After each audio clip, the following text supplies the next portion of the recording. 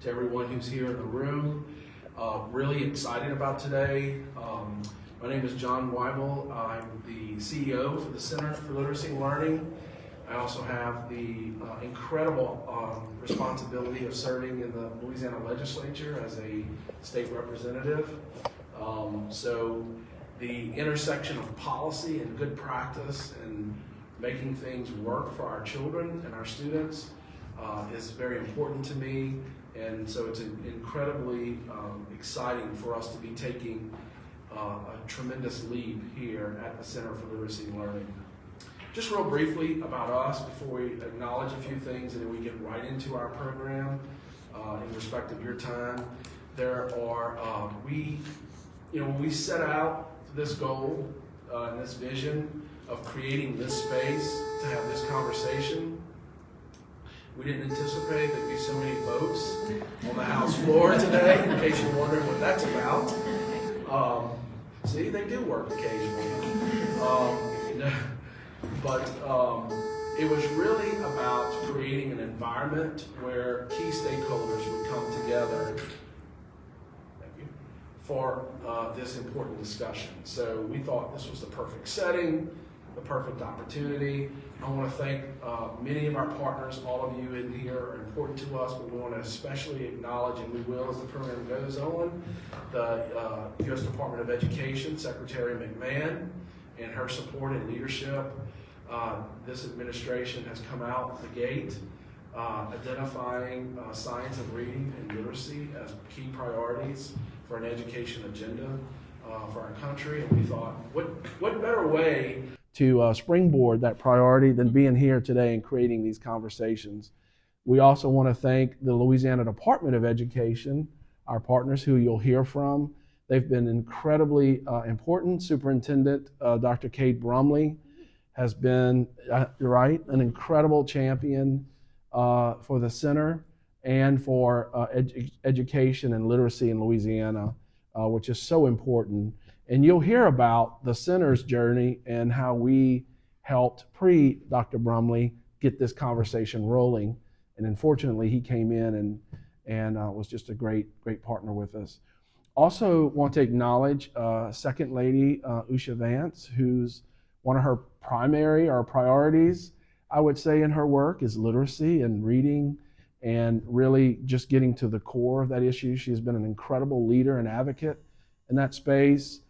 Unfortunately, things happen. She stays kind of busy a little bit, but we are so excited to have Shannon and Wendy from the Second Lady's team with us here today to absorb all of the wonderful work that we've been doing for more than 3 decades now. It's just so incredibly important, this work that we're doing. Obviously, a lot of our stakeholders and partners. I want to particularly acknowledge at this point, we'll acknowledge others as the day goes on, but Excel and Ed and Josh, right? Josh is here with Excel and Ed. They've been a great partner in focusing on policy across the nation about moving and improving rather outcomes for students in this country. And a lot of this today is taking the practice and all the things that we're doing and how does that policy support that practice and advance our agenda here today.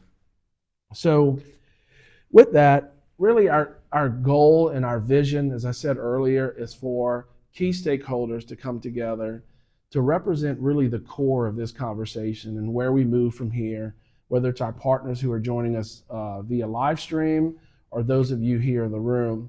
And then how do we continue to work with policy partners and the administration to advance what we have been able to accomplish in Louisiana, and how do we springboard that to see similar results in states across this country. So with that said, I am going to, I think we're going to get right into our first session here today, and leading that segment and presentation for us is Dr. Lindsay Burke. She is the Deputy Chief of Staff for Policy and Programs at the U.S. Department of Education. Before joining the department, Dr. Burke spent 17 years at the Heritage Foundation, most recently as Director of its Center for Education Policy, where she led research and policy work on preschool, K-12, and higher education reform. Her published work has included numerous policy reports and op-eds on education policy. She holds a bachelor's degree in politics from Hollins University, Master of Teaching and Foreign Language Education from the University of Virginia, and her PhD is in education policy from George Mason University. Dr. Burke, we're so honored and happy to have you here. Well, thank you, John, and thanks to everybody for joining us today. It's a pleasure to be here. I was able to participate and learn from everybody at our literacy conference last week that we held at the Department of Ed. So this is a great continuation, hopefully, of that conversation. And apologies to those in the room who were also here for that, because I'll probably repeat a few things that I said on that panel, but really appreciate everybody joining us today to discuss such an important issue. And so I'm told just to give you the thumbs up every time. Say next slide. So next slide, please. Thank you. And you know, I know everybody in this room is familiar with the recent NAEP data that came out, but I think it is worth going over because it is fresh. I mean, this came out 2 weeks ago now, a week and a half ago, and it underscored what we unfortunately already know, both for 8th grade science, but also 12th grade math and 12th grade reading, important for our conversation today. These were the first post-pandemic results in those 3 subject areas that we've received so far on the NAEP. So it's really important for us to see the outcomes. And unfortunately, they were as bad or worse across the country on average than we anticipated. So in all subjects, scores for the lowest performing students, so those in the 10th and 25th percentiles, so those are the kids scoring below basic on the NAEP, are as low as they've ever been on all 3 of those subjects, science, math, and reading. And unfortunately, achievement gaps between lower and higher performing students are as large as they have ever been in most cases. That didn't hold for every area, but in most cases, that was the case. What you're looking at here, the average reading scores of 12th graders, which I'm certain you all looked at the reading outcomes on the most recent NAEP, but they declined significantly. I don't have to tell this crowd that, but these are our high school seniors, right? I mean, these are the kids who you would expect, the students who you would expect to potentially reach proficiency, but certainly reach a basic level of literacy. But the average reading scores declined significantly. They dropped 3 points from 2019 to 2024. If it's a useful heuristic, this isn't the scientific way to think about it, but some people think about 10 points on the NAEP is roughly the equivalent of a grade's worth of learning. So a 3-point decline from the previous administration and administration, it's just from 2019 to 2024. Next slide. Of course, here what you see are the proficiency levels. Overall, just 35% of 12th graders were proficient in reading in 2024, which was 2 percentage points lower than it was in 2019. So significant decline in reading proficiency. Notably, reading proficiency for 12th graders, so again, these are high school seniors, has declined from 40% to 35% since 1992. So again, this is the proficiency rate, has gone from 40 to 35% proficient since 92. Equally concerning is that the percentage of 12th graders scoring below basic has increased dramatically since 1992, going from 20% to 32%. So again, that's the increase in the kids scoring below basic in reading, increasing dramatically since 1992. And as you all know, high school seniors who are scoring below basic in reading cannot, among other things, use context to determine meaning in unknown words. This is a pretty basic standard that they're not able to meet. So the bottom line for all of that is that we have fewer 12th graders proficient and more 12th graders below basic in reading in 2019 than in 2024. So that was our recent NAEP data that just came out the week before last. What about the long-term trend data, which of course is not updated as frequently as the main NAEP, but next slide please. On the long-term trend, we see, unfortunately, the same outcomes. So this looks at 13-year-old students, so roughly your 8th grade students. There's no statistically significant meaningful difference between 8th grade reading outcomes from 1971, when we began administering the long-term trend assessment, to today. So that outcome effectively flat for 8th grade reading. Next slide, please. For 4th grade, so what we're looking at here, I know it's a little hard to see, but what you're looking at here, this is 4th grade reading on the main NAEP. This is the percentage of students by race who are below basic in reading. 52% of Hispanic 4th graders, 56% of Black 4th graders, 30% of white 4th graders were proficient in reading in 2024. So the taller the line there is, the worse you want to be in terms of outcomes. Next slide, please. So, what does this all mean? Everyone in public policy has thought about the question of how we improve reading outcomes for decades. I would argue that this is a big part of what animated the war on poverty all the way back in 1965. If you go back and you read what Lyndon Johnson was talking about at the time, what Lady Bird Johnson was pushing, she was pushing for the federal Head Start program in part to improve literacy outcomes. All of the proponents of the war on poverty, obviously the goal of that was to narrow achievement gaps, but one of the main focuses was the literacy achievement gap. And what has the outcome been? We have spent trillions of dollars since 1965 on various federal programs, initiatives, exercises to try to improve academic outcomes across the board. And unfortunately, we have not seen the needle move in terms of narrowing those gaps. And so if you consider that at a bare minimum, we have spent $3 trillion at the federal level since 1965, since Lyndon Johnson launched the war on poverty. And if you consider those prior slides, particularly the long-term trend assessment from 1971 with flat outcomes, I don't think it's a stretch to say that money has not garnered the desired outcomes that we would have all hoped to have seen. So what this very small font on the slide talks about is that gap specifically. So Paul Peterson, who's at Harvard, has done a lot of work over the years studying achievement gaps, and he's pointed out, along with other colleagues of his, that the 90-10 gap, right, in academic outcomes, so the top and bottom 10% of students by family income distribution, that gap has not narrowed at all, not at all, since 1965. It is the same today that it was in 1965. It's the equivalent of 4 grade levels worth of learning. So if you're a child from the lowest 10% by income and the highest, whatever, 90% by income, there is that 4-year gap in learning outcomes, exactly as it was in 1965 when the war on poverty launched. This is just so everybody knows the picture. There's a picture of Lyndon Johnson. He's sitting next to his 1st grade teacher. In Texas, this is when the day that he signed the Elementary and Secondary Education Act into law. He chose to sign it at his one-room schoolhouse. I actually forget the name of the town, but where he grew up in Texas, so symbolic, of course, there, but sitting there with his 1st grade teacher.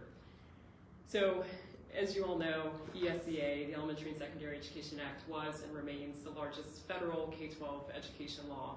And of course, we got much more out of the war on poverty than just the programs authorized under ESEA. We get Head Start, as I mentioned, in 1965. We get the Higher Education Act of 1965. Effectively, 99% of federal involvement in education dates back to 1965. And of course, we get some programs here and there prior to that. The National Defense Education Act, of course, launched federal spending in education as part of an effort to, at least in Eisenhower's words at the time, best the communists on their own terms, right? So this was a national defense strategy all the way back in 1958 to try to improve the outcomes, to try to increase the number of mathematicians and scientists. But that really was the first step. And so when Lyndon Johnson came in, it was a significant departure from this vision of fighting an international Cold War with the Soviets to really refocusing the U.S. on fighting a domestic war on poverty. And so it was a significant new role for the federal government to play, which of course was accompanied by significant spending and significant new programs. And so it is notable then that in all of those years, since the war on poverty launched, that we just have not seen those achievement gaps narrow. And I would also argue that's part of the reason why we saw the creation of the U.S. Department of Education, several decades later, but in 1980. It was, of course, signed into law in 1979, but went into operation in 1980.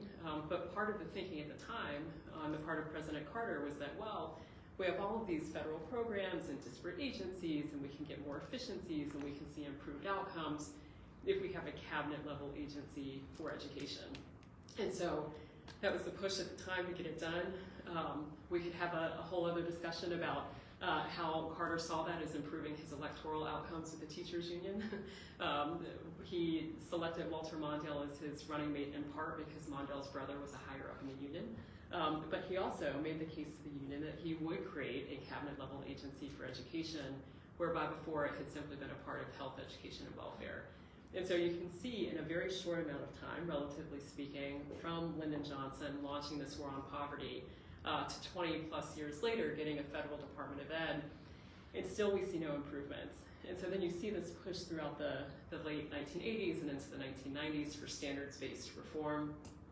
And again, we see very little, if any, improvements. Much of this culminates with No Child Left Behind, as you all know, in 2001. And again, there was I would argue, literacy imperative behind that push as well. And at that point, you had the federal government come in and say, look, we're spending all this money, we have all of these programs, we need some accountability. And so we are going to require states to establish accountability systems. We won't dictate exactly what that looks like, but states need to be on a path toward universal proficiency by the 2013-14 school year. When 2013-14 rolls around, not a single state in the country was on track to meet AYP, adequate yearly progress, toward universal student proficiency. The Obama administration came in and said, we get it, you are chafing under the mandates of No Child Left Behind. We will offer you a waiver from NCLB's mandates, but there was a catch. You had to adopt standards that were common to a significant number of states. And so then we see the Common Core effort launch. So I give you all of this sort of brief, abridged history to say we've had so many efforts over the past half century to improve outcomes that have originated from Washington, and really all for naught. We have just not seen the improvements that anybody wanted to see. Next slide, please. At the same time, and I know you really can't see that, so all this shows you, this is from the Economics Lab, but all you're looking at here is that since 2013, total per pupil inflation adjusted spending has increased 56%, while reading achievement has declined significantly. The blue line is math achievement. The story is even worse for math achievement. Next slide, please. So, what are we doing about it? I'm from Washington, and I'm here to help, right? Is the famous saying, but just kidding. So the Secretary of Education, Linda McMahon, one of her top priorities is literacy, evidence-based literacy instruction. I know that is a popular phrase to throw around these days, but it is something that means a lot to us at the department. And it means a lot to us because we can see empirically the good work that is coming out of places like Louisiana, really just path-breaking in terms of what it means to have solid literacy programs and strategies in place. And so the Secretary released a few different supplemental priorities, but one of her first supplemental priorities was evidence-based literacy instruction. So this came out in May, the original version of that proposed priority. They eventually get finalized as final priorities. And the literacy priorities, and these matter, by the way, because the priorities, Secretary's priorities, they inform discretionary grant spending and decision making. So this focuses on the science of reading. Again, we know popular, but it's popular for a reason, right? It works. So it encourages explicit instruction based on phonological awareness, phonic decoding, vocabulary fluency, and reading comprehension, the hallmarks of solid reading instruction. Next slide, please.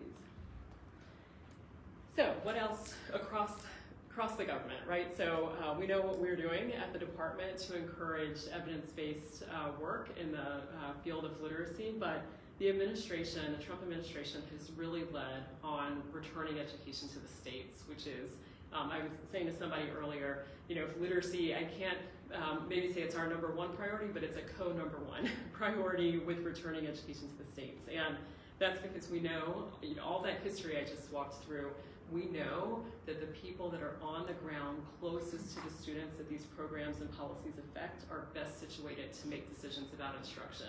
And so we want to return education to the states. Next slide, please. And part of the way in which we're doing that, that poor child is just covered in red tape from Washington.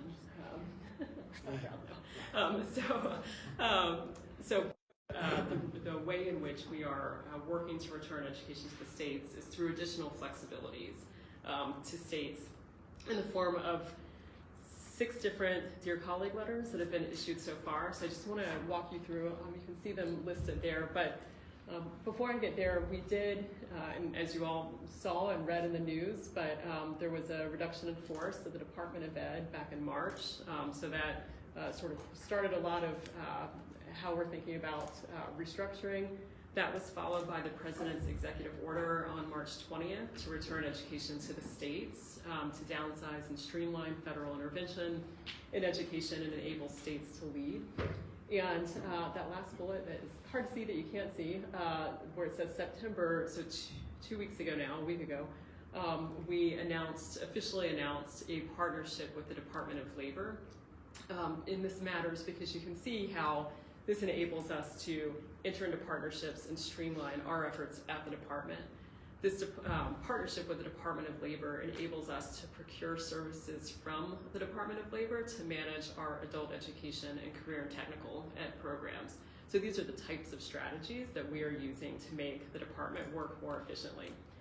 In addition to that, so as we're working to return education to the states, these Dear Colleague letters significantly increase, we hope, state flexibility to manage programs and to make decisions about how to best use their dollars. So the first that came out of the gate was on direct student services. And what this does is it allows school districts to use up to 3% of their federal Title I allocation to support tutoring. It could support school choice efforts. It could support advanced courses, personalized learning. So whatever works locally, 3% of that Title I allocation can be used for that.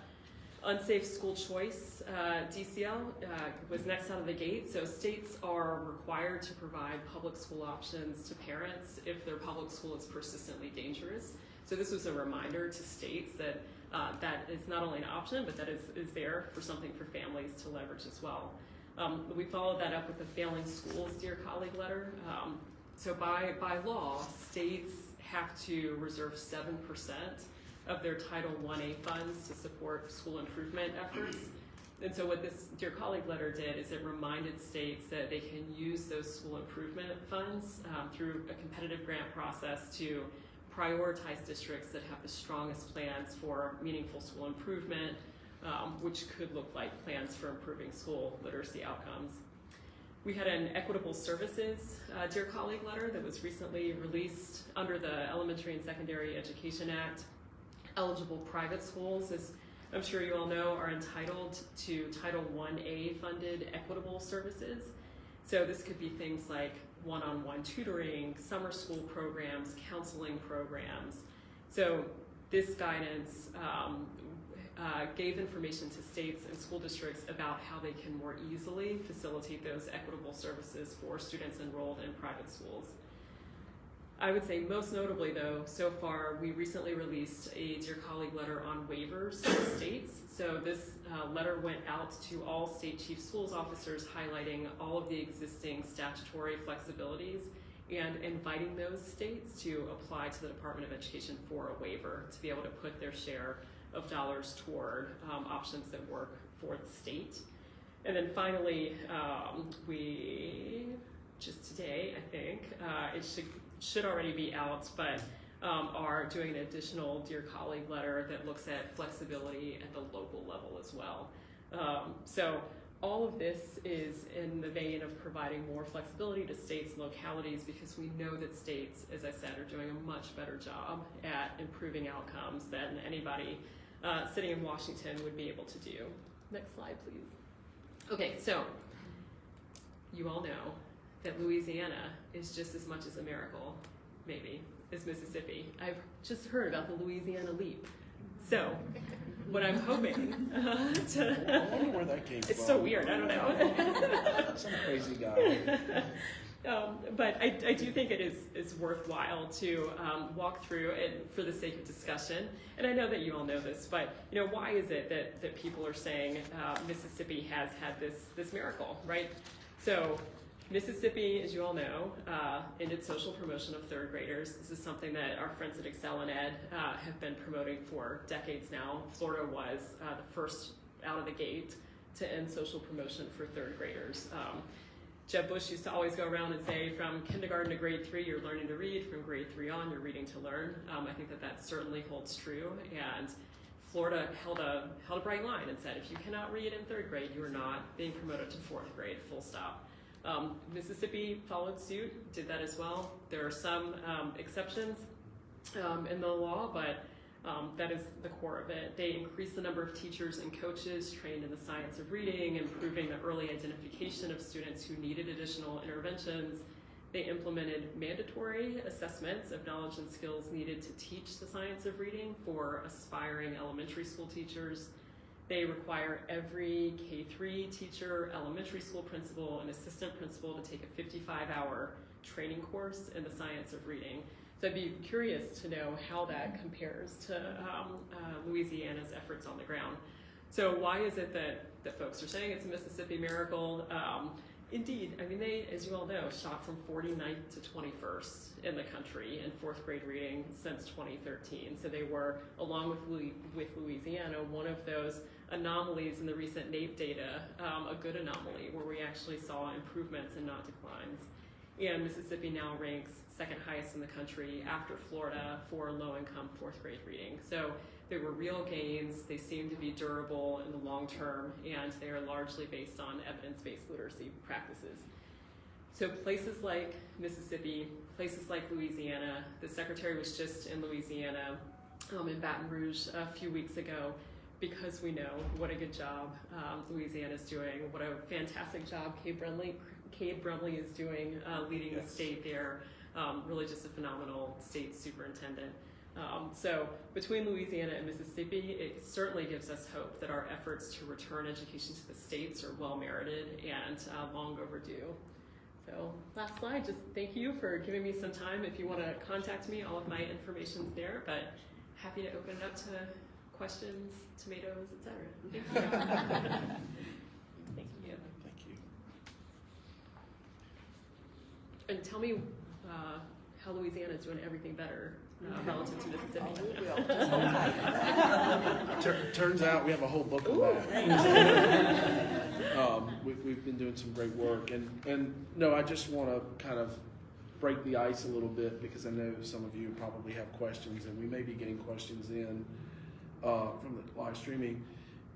A little biased, but it's incredibly proud, Louisiana, but really to see across the South, the deep South, because that's really where the movement's happening. We talk about Mississippi Miracle, the Louisiana Leap, Arkansas is making some great progress, Tennessee, Alabama, and just to get a little beyond the literacy piece of it, really the Gulf Coast region as an entirety is really where our country's seeing economic, population, and all the growth and development. And so it's as a team, I guess, even sharing with other states, it's really a proud moment to see that our entire region and the South, as we put air quotes on it, really excel and do very well in this area. And certainly we were very honored to partner with the Louisiana Department and host Dr. Secretary McMahon at Jefferson Terrace in Baton Rouge. And it was a great moment as someone born and raised in Louisiana. We've always thought and dreamed about these things, and to see it actually unfolding right in front of us is just incredibly important. And and I've always believed, and I've always said it publicly, poor children deserve better than poor dreams. And it just seemed frustrating because we always were focused on the excuses of poor children, but now we're seeing the abilities and the dreams of children. maybe.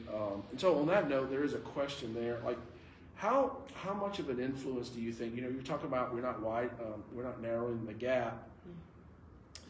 What in your thoughts, in your work, the importance of early childhood in that, in helping every child be ready kindergarten, first day of kindergarten? Yeah. Obviously, quality varies significantly across providers, across types. We want every family to have the option to choose an early education provider that works for them. And I mention that because it matters in terms of outcomes. Early education, early childhood education and care is of course critically important. And I think everybody agrees with that. I think the question and where the policy debate is really interesting is what does that look like moving forward? Because for many families, and depending on the polls that you look at, if you look at some of the polling that Gallup and Pew have done over the years, for many families, their vision of early childhood education and care is home-based or family-based, or it's in a small provider. Louisiana is one of those states where there is a lot of flexibility in the early childhood landscape. And so that's been great. And Louisiana has been a leader on early childhood education and care over the years on the provision of it and access to it. And so I think right now the conversation is how do we make sure we are best honoring the choices and the preferences of all families.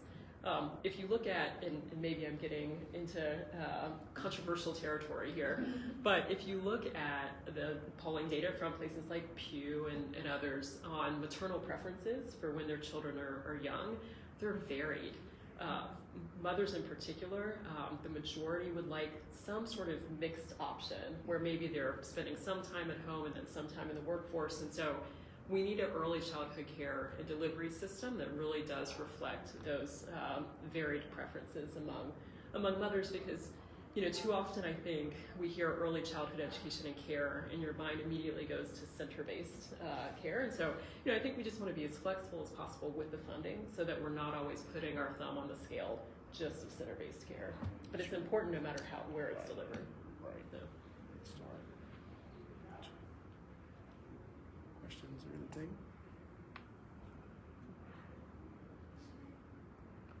We're not gonna let Dr. Burke off this season.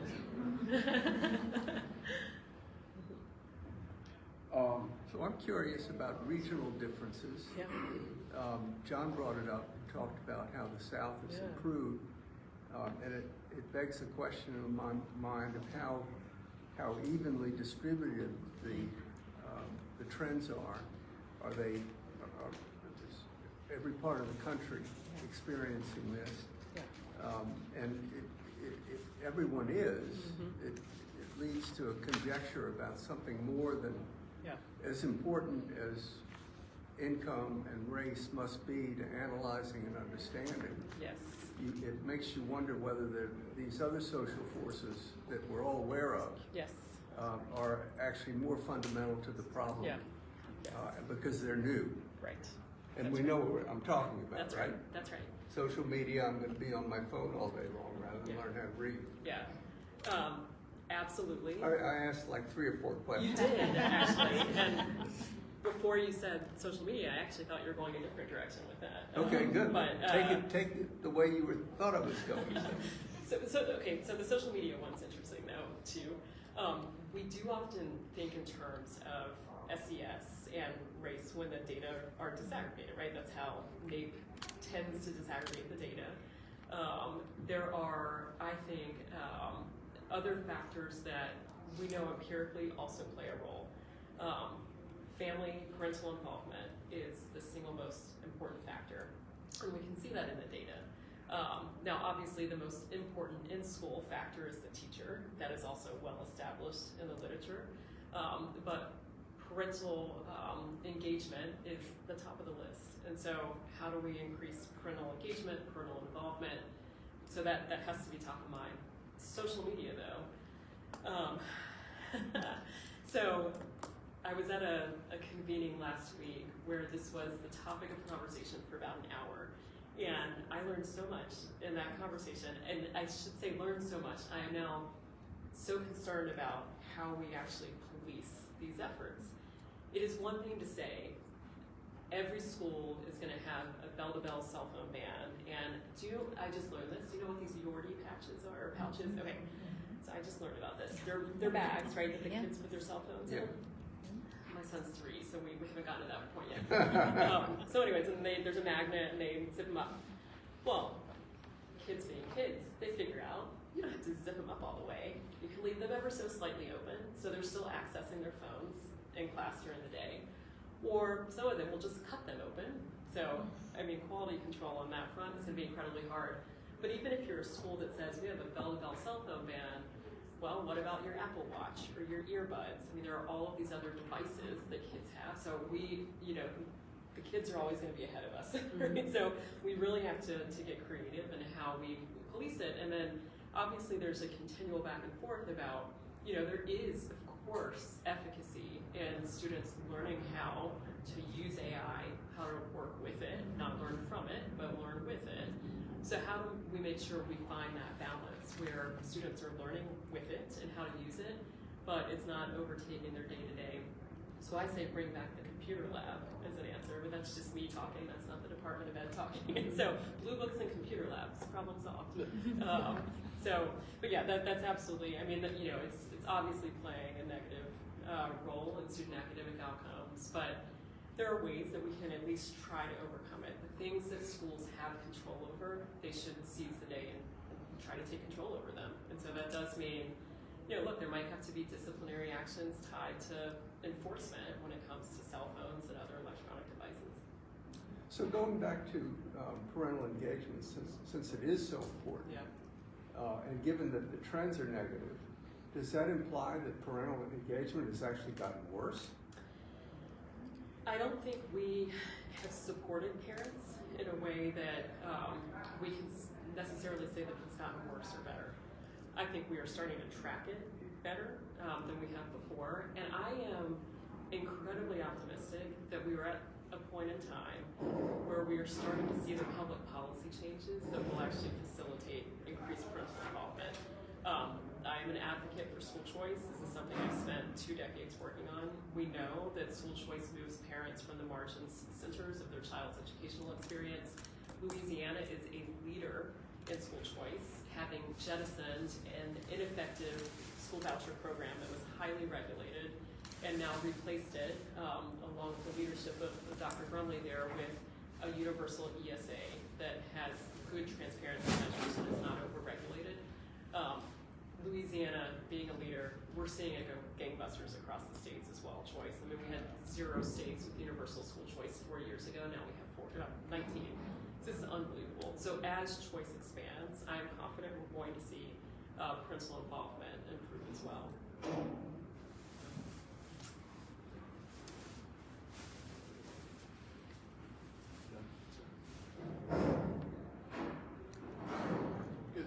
Thank you, and I just want to remind our announcer, share with the group, we do have a QR code, so if you don't want to raise your hand and ask a question out loud, you can do that, and we have some. We actually had some come in. Gosh, we have a workforce development guy. It's not me.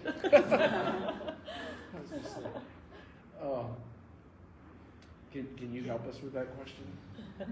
I'm not going to see that from you. I don't want to mess up our good workforce The development. question is, in a multi-stakeholder landscape, what are the most promising scalable models for aligning literacy initiatives with workforce development? And are there any barriers? Yeah. So I was joking, but it's true. I'm not a workforce development expert. However, we have one. His name is Nick Moore. He's our Assistant Secretary for the Office of Career and Technical Education. He is phenomenal. So I would urge you to get in contact with Nick. But you mentioned the southern states. I know from Nick, it is the southern states that are leading on workforce development reforms.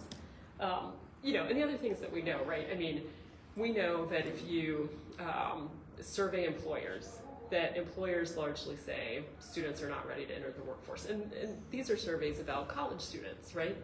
We know that 35% of high school seniors are reading proficiently, and yet 60+% go on to either a 2-year or 4-year college. That's a problem. There's a huge disconnect there. So I think this is part and parcel to our overall workforce development reforms that are underway in the states, getting the literacy piece right. But yeah, I would encourage you to look at some of the work that's coming out of our Office of Career and Technical Ed. They've got some good things that they're cooking up there. Yeah, and that's really good. And before we get to this next question, we'll start transitioning over to our panel discussion, and I'll introduce those folks as well. But, you mentioned earlier the work with the Department of Ed and the Department of Labor and transitioning some of those functions. We actually did a version of that legislatively in Louisiana, the model that Utah uses, called One Door. And so it just really makes sense. Mm-hmm. It makes sense when you really look at it. So those functions are going to our workforce commission, where we are helping individuals and families upskill and get into those careers that can provide that living wage and other opportunities for advancement. So I think there's some alignment. Absolutely. And literacy there. is a key. I mean, at the end of the day, everything that we do in ed policy is so that we can prepare students to be productive members of a free society and contributing members and inherit the blessings and liberties of a free society. And, I think that all of the efforts that are underway now, both at the federal level and the state level efforts to better marry workforce with ed policy, are in service of that goal.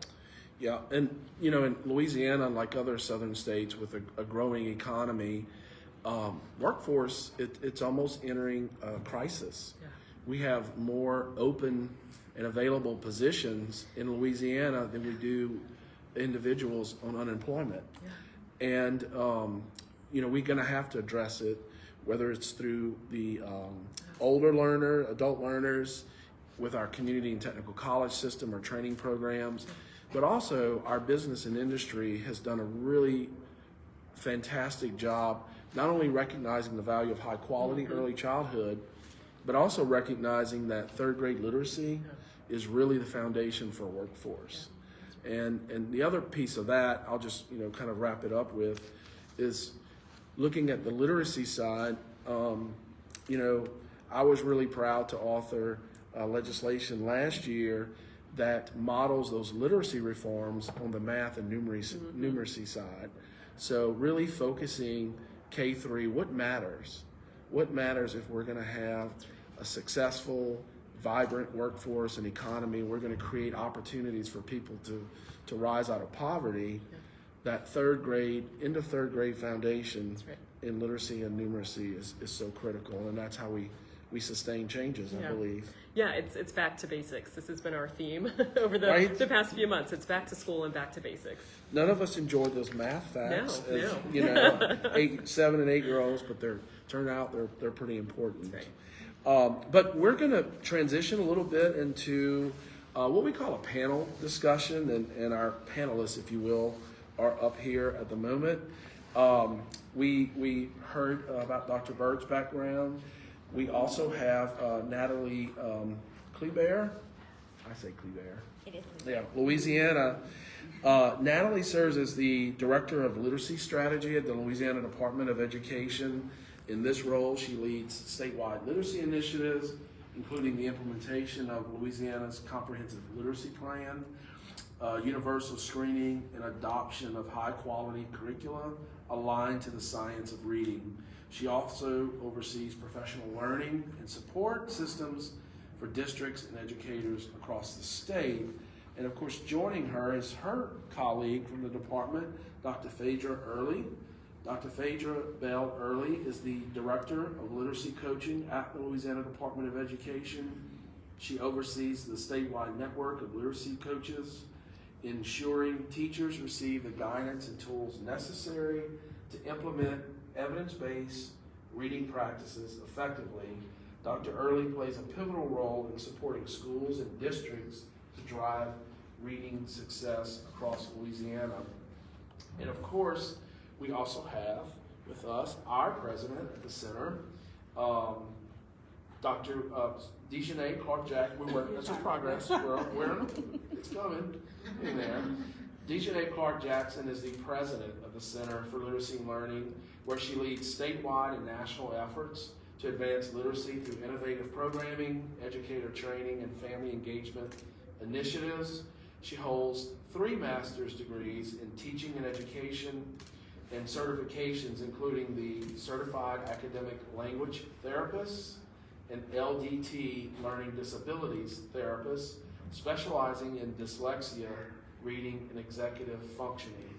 With extensive experience working with children and adolescents, Ms. Clark-Jackson has focused her career on reading interventions, dyslexia therapy, and empowering families to support students' success. And we're going to kind of go ahead and get started, and just a quick overview of how the rest of our time together is going to go. Following this panel discussion, we're going to take a brief break. We have coffee and water in the back, and then we're going to come back and we're really going to focus on Louisiana's literacy journey from the department, and then wrap up with the work that the center has been doing for more than 3 decades, Louisiana-based but national in our scope and our work. But in terms of our panelists here and just kind of getting us started, we thought it might be helpful, especially for some of those listening in and viewing the live stream, kind of getting back to the basics and the foundation of the work that we do and the science of reading, and talking about what does the term science of reading encompass and why is it so important right now. And I won't call on anyone particular, I'll just let any of you jump in.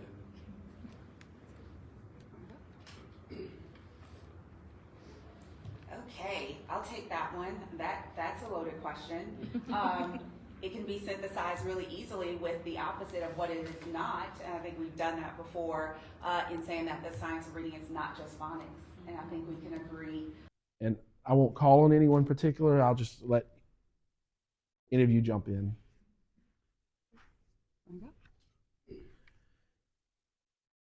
Okay, I'll take that one. That's a loaded question. It can be synthesized really easily with the opposite of what it is not. And I think we've done that before in saying that the science of reading is not just phonics. And I think we can agree that it is much deeper and meaningful than just phonics.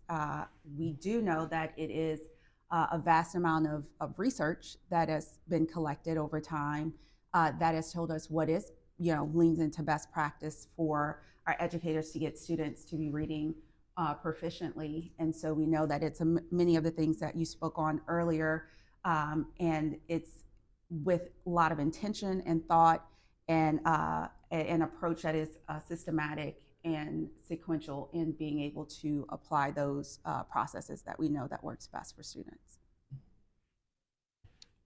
Thank you. And I'm wondering, from the department's perspective, working with local school districts, the LEAs, working within the department, how was that transition to really focusing on science of reading? How did that come about?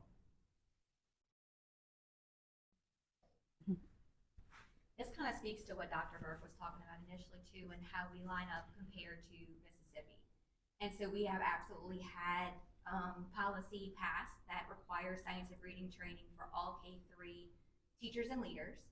And what we saw was they don't need just the training, they also need application and what that looks like inside of their materials and inside of their practice. And so the 2 years has passed where they were supposed to have done their science of reading training. We have some ongoing efforts that are there as people come into the field, come from out of state, alternative certifications that's still happening and will continue to happen. But we've really centered and focused our strategy around helping the classroom teacher and leaders understand what it looks like in practice. In your experience, either of you, are you seeing teachers really embracing that movement? I mean, how's from their experience from the classroom? Initially, no, I'll be honest, because they were told to do something that they weren't familiar with. Science of reading sounds big, and they were scared. So we took them through that process. But as we went through that process, again, we brought in that implementation piece, and they began to say, okay, this is something that I can do. If you connected it to my curriculum, this can be done. So initially, no, we had many tomatoes thrown at us. But, Mhm. now the conversations are, okay, how does this look in my classroom? How can you support us more? So they are beginning to embrace. And to that point too, so you all probably know Robert Condisio well, but Robert always points out, there are 3.7 million teachers in America, and unfortunately, they're not all going to be superheroes, right? It's just, that's the nature of the beast. When you have 3.7 million of anything in any profession, you're going to have to make the profession such that your typical American can do it well and feel confident in it. And so thinking about how we come alongside teachers and coaches and actually give them the tools that they need to be confident in that. So I always just go back to that. He mentions it's more than the number of lawyers and doctors combined, the number of teachers who we have in this country. So it's got to be something that's workable for the median teacher across the country. So I have a question about teaching the teachers. And this may be stale, because I don't try to keep up to date on it, but it's my understanding that a lot of resistance to going back to the future with phonics and so forth is coming from the schools of education. Is that changing? If the premise is correct, is it changing? Because the idea of having to come along and teach the teachers when they just come out of being taught seems redundant.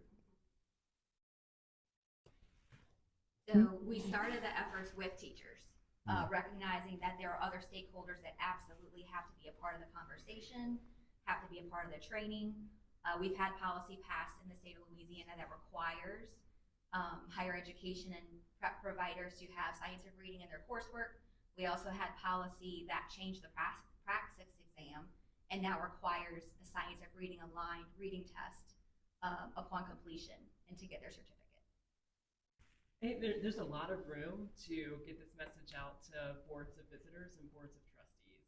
And I don't think that has happened probably at all.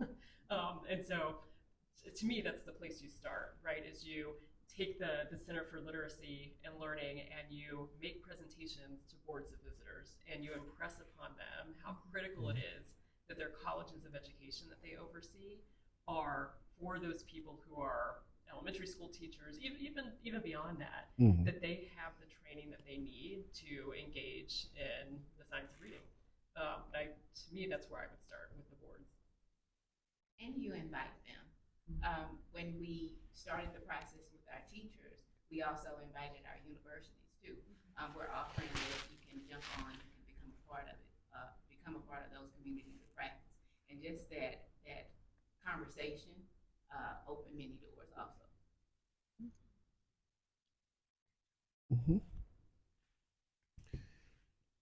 Talking about the science of reading and scaling, and I mean, not to call any states out or what have you, but are you seeing some resistance still, like in other states?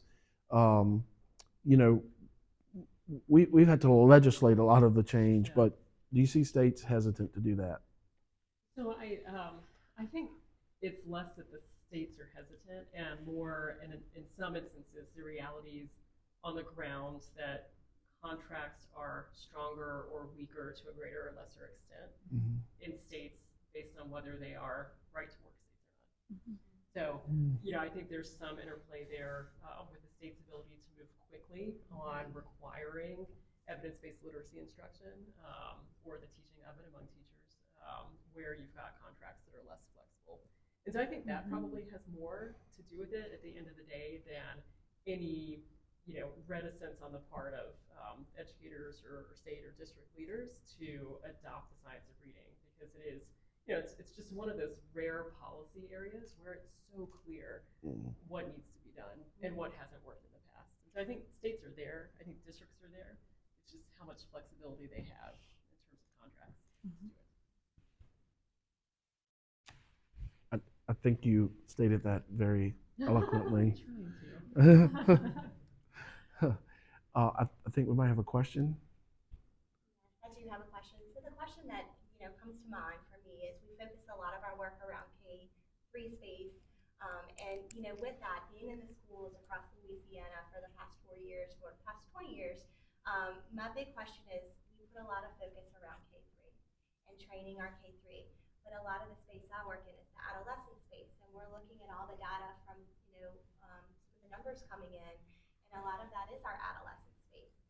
So my concern is, how do we support, of course, our adolescent space, our teachers, our educators, and how do we ensure not only, here in Louisiana, but nationally, how do we focus and put some of that preparatory training for these adolescent teachers and educators, as well as administration, to make sure that they have the tools they need. The kiddos leave and they're in 4th grade, and now what? So what do we do with these trainings, and how do we continue that support to them? Well, I'm sure they all have thoughts, but I'll just say quickly, so I'm going to fight with myself for a minute, because I agree on the social media and cell phones, completely agree. This is something that we have to get a handle on. And I mean, middle school, this is like ground zero for the problem.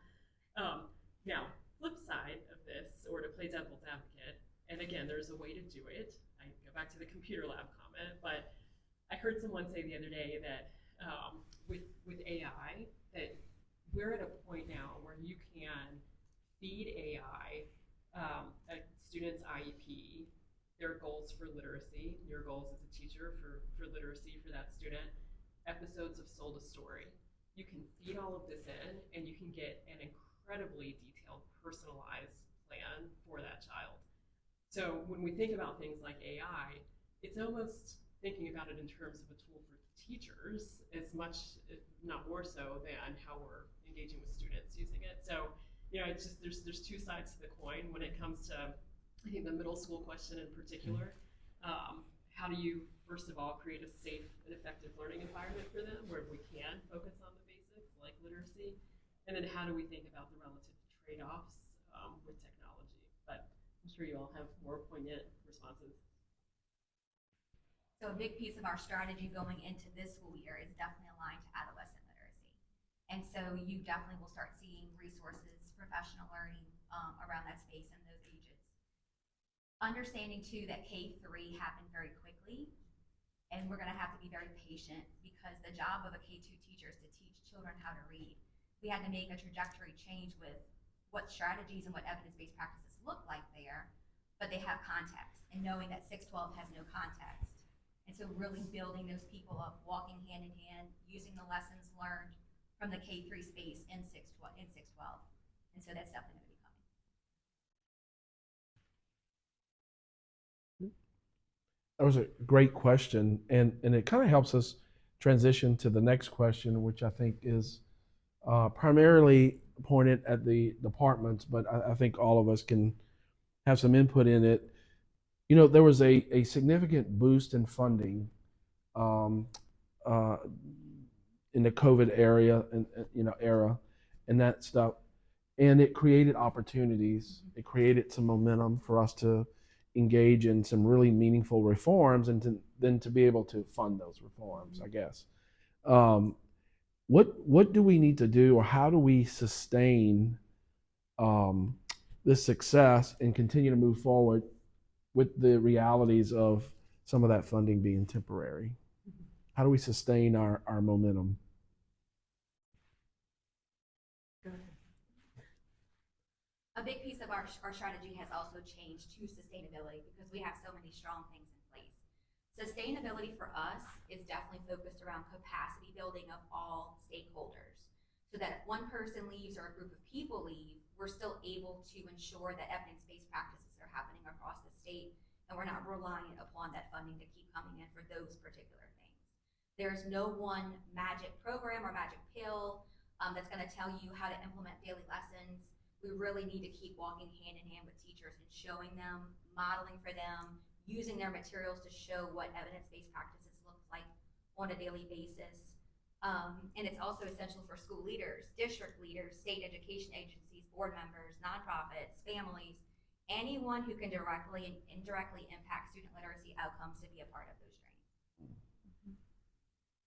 I'm trying to not get myself in too much trouble here, but on the COVID money. Look, set aside the COVID spending, which was historic in proportion, right? I mean, it's $190+ billion. This is an unbelievable amount of money that was infused into school districts. not saying this is at all the case with Louisiana, but we know that there were too many states that made permanent decisions with temporary COVID dollars. And so now we are at the point where they're having to rethink what that looks like moving forward.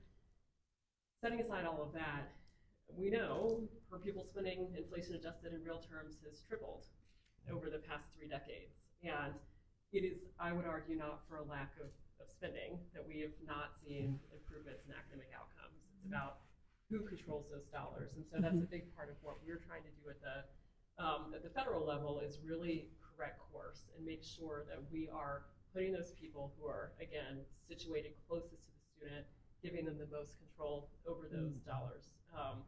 And you all can correct me if I'm wrong in saying this, but I doubt it costs more to go the evidence-based science of reading approach than it does the whole literacy approach, right? It's just how we're thinking about how those dollars are allocated and what they're being used for on the ground. So not more money, who controls the money, and having those dollars follow best practices. I like it.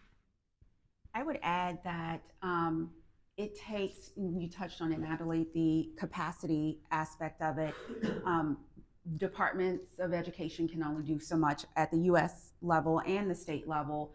It is partnerships that is going to sustain us. It's organizations like the Center for Literacy and Learning that can be an extension of the work that the department leads in, and how are we helping with the application piece, and are the boots on the ground to support schools and school districts who are ripe and ready to receive that information. And the training, as it was mentioned, can only get them so far. We know that job embedded coaching is tremendous and it is impactful, and we can see results far faster than we would just allowing them to implement it at will and to just interpret that information for themselves. So I think it is underestimated, the power of partnerships in extending this work.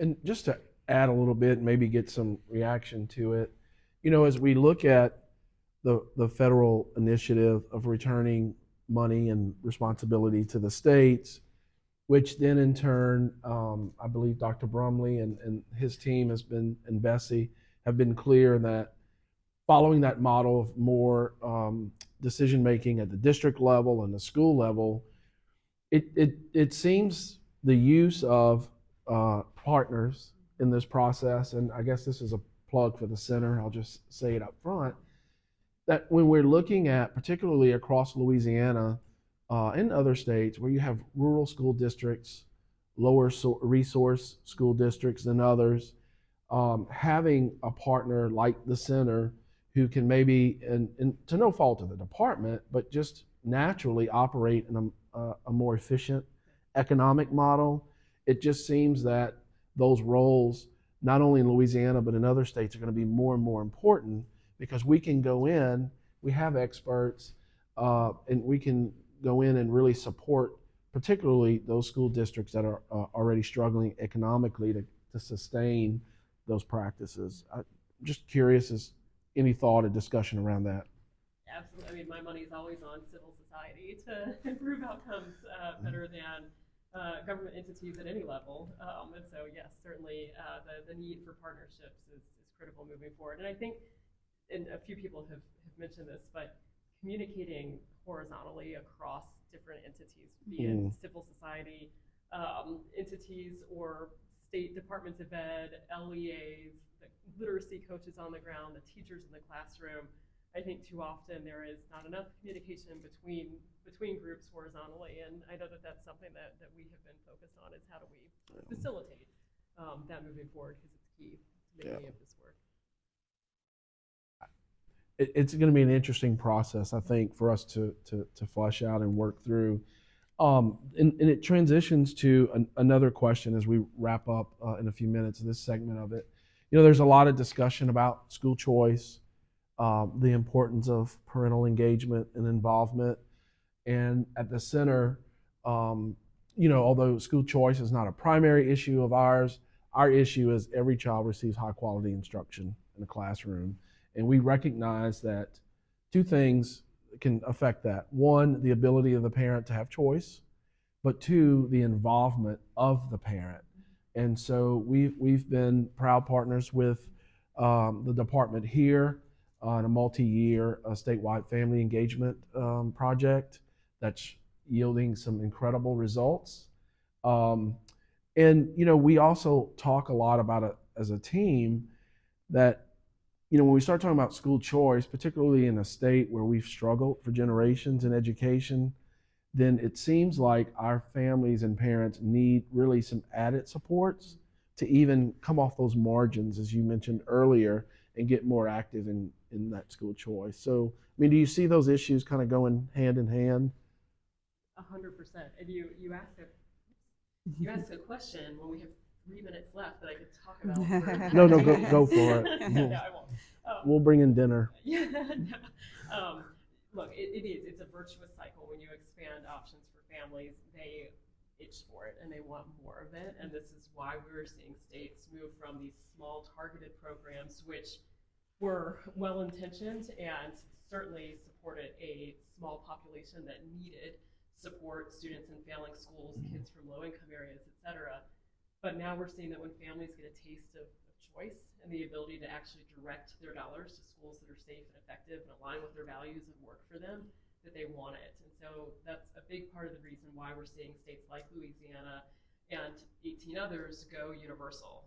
It is this recognition that, yes, of course, we will always publicly fund K-12 education in this country, but public funding does not require government delivery of schooling. And so it is getting to the point where we are separating, as Milton Friedman called for, the financing of education from the delivery of services, which does everything in the world to improve parental involvement because they are actually able to vote with their feet and to find services that are the right fit for their children. I mentioned earlier Louisiana reformed, I guess is probably not the right word, but threw out a voucher program that was not working for students in that state. It was, as I mentioned, over-regulated, well-intentioned at the time, but the requirements on participating private schools were such that only a third of private schools were willing to participate. And so unfortunately what we got were that third of private schools largely being schools that were not performing well. We know that empirically because they were already experiencing attrition prior to program entry. And so for that reason, we believe we have the only 2 randomized control trial evaluations ever conducted that found negative effects of school choice, and they both came out of Louisiana on the voucher program. And so to the credit of everybody on the ground in Louisiana, to Dr. Brumley's credit, to the credit of so many others, people took a step back and said, what's the issue here? It was overregulation and an inflexible program, and worked to correct course on that. And so now you have, I think, one of the leading edge education choice programs in the country with the universal education savings account, which of course is the next generation. We don't even call it school choice anymore, right? It's education choice. So really the next generation. So not only did you go that route, but to make it universal was just really incredible. And so I think in the not too distant future, people will point to Louisiana in the same way that they point to Louisiana for just amazing improvements in reading outcomes and say, we also want more of that on freedom to choose a school that works for our children. Can I ask one more question before? Sure, absolutely. Sure. Okay. So it makes all the sense in the world to me to empower the states. What are the roles that at the national level should continue to be played? Great question. So I'm sure you all know, education is not an enumerated power of the federal government. It's nowhere in the U.S. Constitution. So the powers are small. The powers that should remain and will, of course, remain and always be a facet of federal involvement and safeguards as more and more education is returned to the states are those civil rights protections that are in law. There are programs, so not only the civil rights protections in law, but programs that the federal government has been funding that long predate the Department of Education, things like IDEA, Title I, et cetera, for those dollars to continue to flow. And then I think there's the statistics gathering component of what the federal government can do well relative to states and localities. That was, if you go all the way back to 1867, Andrew Johnson established the first federal Department of Ed. It was quickly demoted a year later. It lost its cabinet level agency status and became a little Bureau of Ed. But that Bureau of Ed that had 4 people working in it 100 plus years ago, that was their charge. The U.S. was experiencing westward expansion. We needed to know about the numbers of students and teachers, et cetera. And so it was a statistics gathering function that it served, and that was really it. And so, you know, I take a lot from that as to what a future could look like in terms of returning education to the states, that what the feds can do well, the value add there, is the statistics gathering function, enforcement of civil rights, and then serving to provide funding through forms like IDA and Title I. And I know we need to wrap up, but it's kind of fascinating, because I think an important discussion is, as we look at how we deliver education and how it's structured from the federal to the states to the locals. I mean, is there value, and I'm sure it's somewhat of a rhetorical question, but the value and the discussion around like alignment of, say, outcomes. Like, we want every 4th grader in America to be able to, you know, meet these criteria, every graduate. You know, there's some need, I think, maybe for that. I mean, how do we remedy that? I don't want to dominate this. I know we're at time, but you know, we already know, right? Right.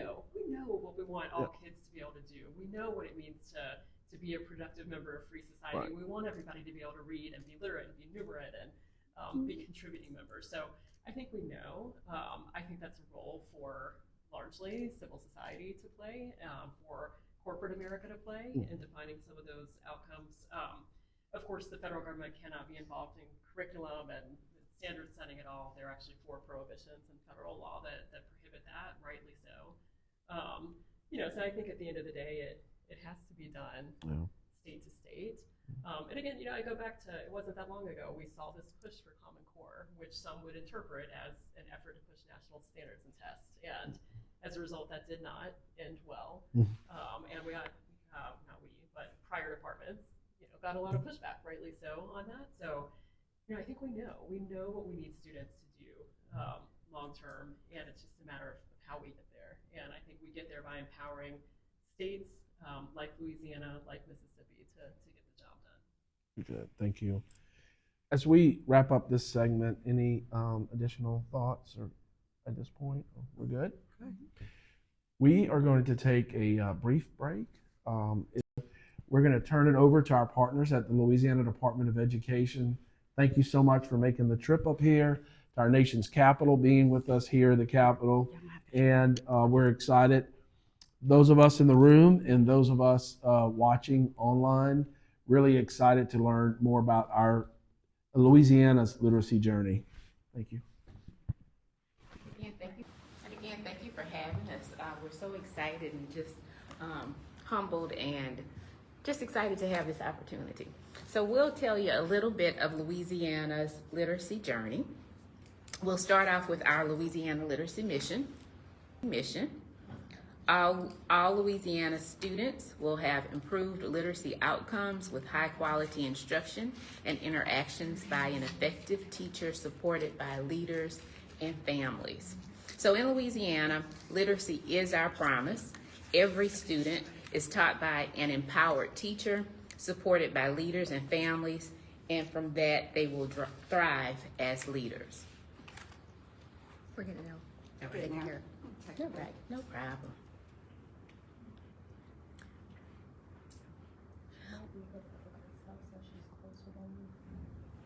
All right. We'll slide into our literacy priorities. Louisiana's literacy priorities are focused on implementing a single universal literacy screener, equipping our teachers with training on high quality science and reading, aligned instructional materials, strengthening literacy best practices across classrooms, and actively engaging our parents as partners throughout this process.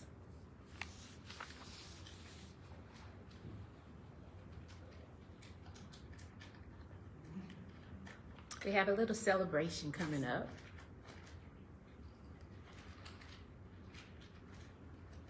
So for the second consecutive cycle, Louisiana's 4th graders are #1 in the nation for reading growth on the nation's report card. So we always like to give our little cheers there. And this is proof that when we invest in strong instruction and empower our teachers, our students can rise to the challenge. Growth like this doesn't happen by accident. It's the result of hard work, intentional support, and a statewide commitment to literacy.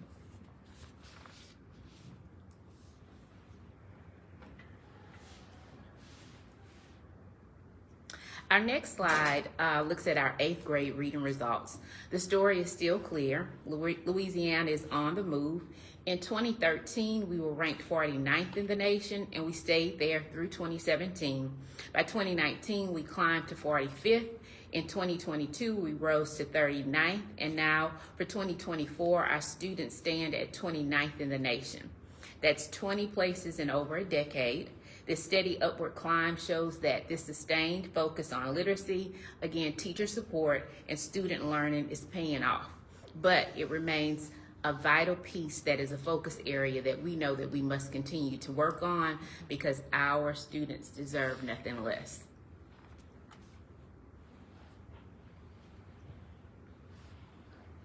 So on this particular slide, we've seen remarkable growth in our literacy proficiency across K-3 over the past year.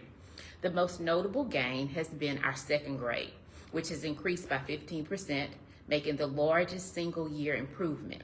Importantly, every cohort shows growth in proficiency, demonstrating the collective impact of our statewide efforts.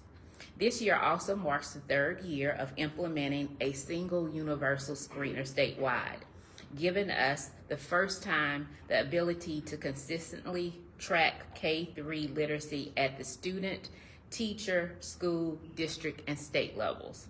So all of our K-3 students are participating in this full screener at the beginning, middle, and end of the year, and this provides a clear picture of the progress and areas of need that we have. So to give you a little historical view, in 2019, our legislature created the Louisiana Early Literacy Commission. And this commission was created to study how we could build a statewide system of effective reading instruction from birth to 3rd grade. And in 2020, we have a new superintendent. Our new state superintendent is Dr. Kay Brumley, and he elevated literacy at the state's as the state's top educational priority. And if you often hear him read, he likes to call it the reading revival. And when we hear about the word revival, we think about renewal, we think about commitment. And when we look back across these 5 years, that's exactly what we've seen. We've seen that renewal. We've seen that commitment from the department, from our teachers, from our parents, from our partners. And this is exactly what this adventure has become for us. Our legislators backed his vision with $2 million for a pilot, which we called our literacy coaching pilot, and that took place in 2020, the 2020-2021 school year. So think about those numbers. That's the year that we were returned to school from COVID. So this was a vital piece where Louisiana stood strong, and we knew that it was time for us to go back to schools. But as we went back to schools with the Reading Revival, we had to make sure that we had things in place to support not only our students and make sure that they're safe and ready, but our teachers and our leaders as well. So through this pilot, each participating school received a dedicated literacy coach. And that literacy coach focused on building our teachers' capacity and implementing the science of reading. At the same time, those K-3 teachers and their leaders went through the science of reading training. And that became our later foundation of our statewide policy, which requires all of our teachers in that space to be trained in the science of reading. Our literacy coaches were vital in that piece because they were the part that strengthened those teachers in the use of that high quality instructional materials. They did the guiding work. They helped those teachers with supporting that core instruction and that intervention practices that were taking place during their collaboration times. Importantly, they also led the efforts to engage families in supporting literacy at home. So this pilot, again, was a spark that shaped our reading revival that was taking place. If you're ever a part of any of our presentations at our teacher leader summits or anything where we're working with systems, we always often start our professional learning off with our pillars of Louisiana literacy strategy. And from the pilot, we reveal some key findings that led to the development of these pillars. These pillars are the cornerstone of our literacy improvement and our strategy. And 5 years later, these pillars have not changed, they remain. This is the foundation of our work. Our pillar 1 focuses on literacy goals. Student to teacher to school, this includes communicating those goals to various stakeholders, including our families, and monitoring these goals throughout the school year. Pillar 2 deals with explicit literacy interventions and extensions. This pillar includes ensuring that time is assigned specifically for that core instruction and interventions that are grounded in the science of reading. Our pillar 3 is ongoing professional growth. This pillar includes facilitation of learning communities focused on literacy, as well as opportunities for teachers to be trained and to receive that ongoing professional development on those high quality instructional materials that they have grounded in the science of reading. And our 4th pillar surrounds us with our families. It emphasizes the needs for our schools to be engaged with the families and providing literacy support for those children, as well as to connect with community partners and programs to maximize access for all of our families. So as you continue to hear us talk about the reading revival, we're really talking about more than just progress. We're talking about a movement that has taken place that has set the foundation for what comes next. We've built that momentum, and now the question is, how do we sustain it, and how do we take it even further? That's where we began to shift our focus and our thinking at the department. And I'll turn it over to my colleague, my work sister here, and she'll walk you through the steps of what we're doing in Louisiana to sustain the momentum that we have. Thanks, Phaedra. So Phaedra shared with you all the beginnings of our story, and much of which was catapulted by our state superintendent, Dr. Bromley, as well as policy. And although the Louisiana literacy priorities remain a focus, that focus also has started to shift in order to continue moving the needle. And so building the capacity of not just teachers, but school and system leaders has become essential in order to see continued success. Using the systems and structures we have across the state, such as instructional leadership teams, teacher collaboration, to drive literacy practices has become essential in order to sustain literacy growth. Lastly, Louisiana has provided several professional learning opportunities that have given teachers broad knowledge on topics such as the science of reading and the purpose of a literacy screener. Focus is shifting to intentionality and creating opportunities to look for application of those principles, as well as creating as many connections as possible to their high quality instructional materials. So we are currently working on our 3rd iteration of our comprehensive literacy state plan. We have successfully implemented the first 2 iterations and have led to a lot of what Phaedra just finished walking you through. The 3rd iteration really focuses on building sustainability and building capacity. And so you're going to see that throughout our 4 literacy pillars. Louisiana had early policy around a requirement for the science of reading for training for K-3 teachers and leaders. An RFA was put out, and 4 people won through the RFA. Teachers and leaders had 2 years to get trained on the science of reading. With our shifting focus, though, on capacity building and sustainability, we partnered with Louisiana Tech University to develop a science of reading training course. This interactive training course is housed in our Louisiana professional development platform and is available at no cost to our teachers, our paras, our leaders, as well as higher education partners and early childhood. So in Louisiana, we have had our own state-created ELA curriculum for grades 3 through 12. Over the years, this curriculum has been updated to respond to the needs of our state. A recent addition to our curriculum for grades 3 through 5 are the fluency supports. We're currently developing these fluency resources for our recently released middle school curriculum. In 2024, our curriculum was recognized by the Knowledge Matters campaign as being exemplary curriculum for knowledge building. The supports available through our LDOE created foundational skills materials and the ELA guidebooks, specific fluency materials, were also recognized as being high quality materials to support the strengthening of students' foundational skills. Having effective professional learning is what ensures high quality instructional materials are implemented effectively and teachers are prepared to meet the needs of all of their students. In Louisiana, we value our partners, and professional learning partners are required to apply for a spot in our professional learning partner guide. Their materials go through a very thorough review process and must meet the criteria outlined by the LDOE. Once partners are accepted into the professional learning partner guide, they meet regularly with the content teams to ensure consistent messaging is provided regarding policy and legislation. We have high expectations of our partners and really have enjoyed fostering those partnerships across the last 5 years.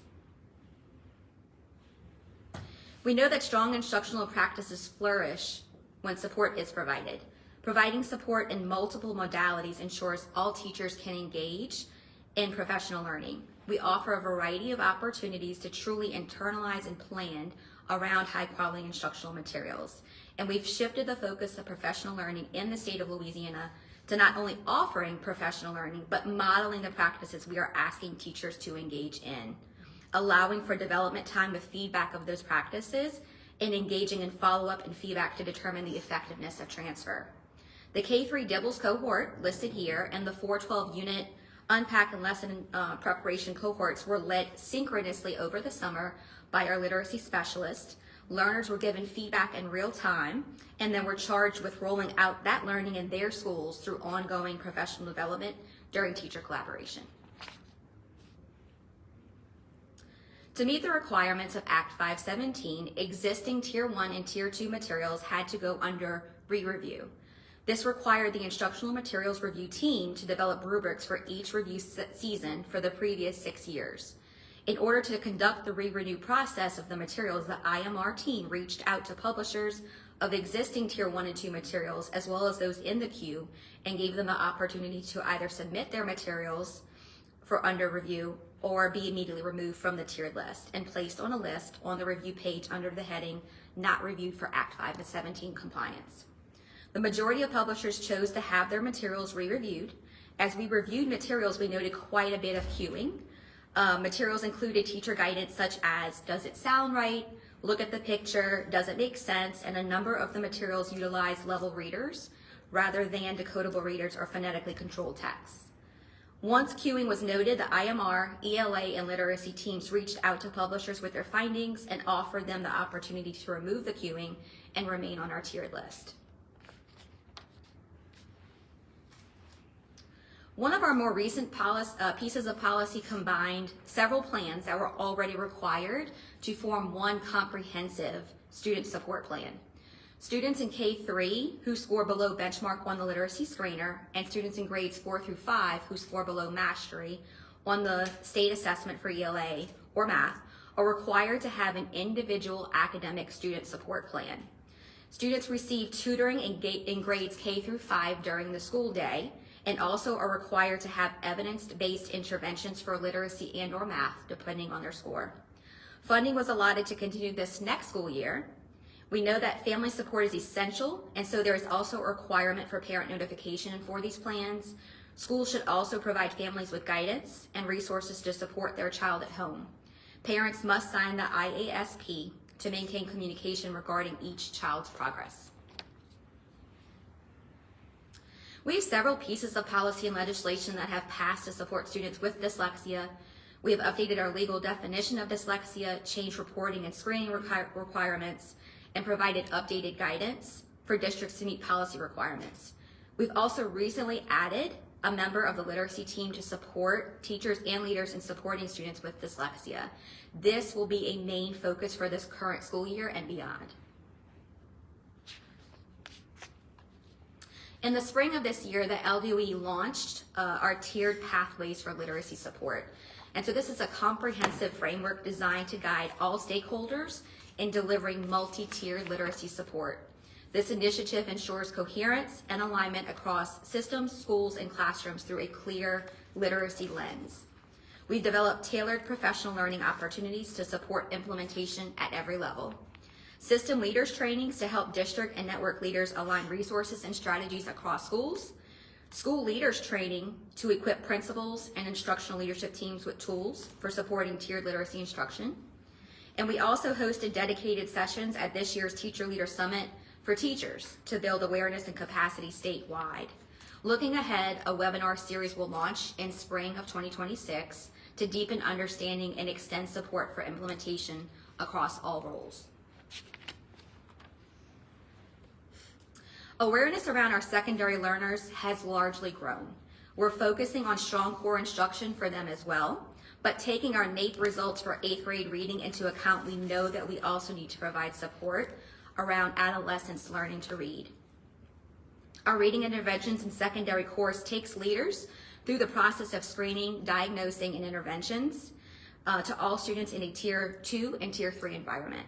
This resource builds on the knowledge of our tiered pathways to literacy support.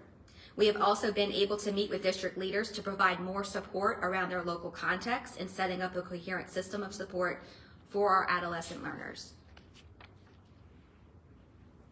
So some of the initiatives and policies mentioned before help to move the needle for literacy in the state of Louisiana.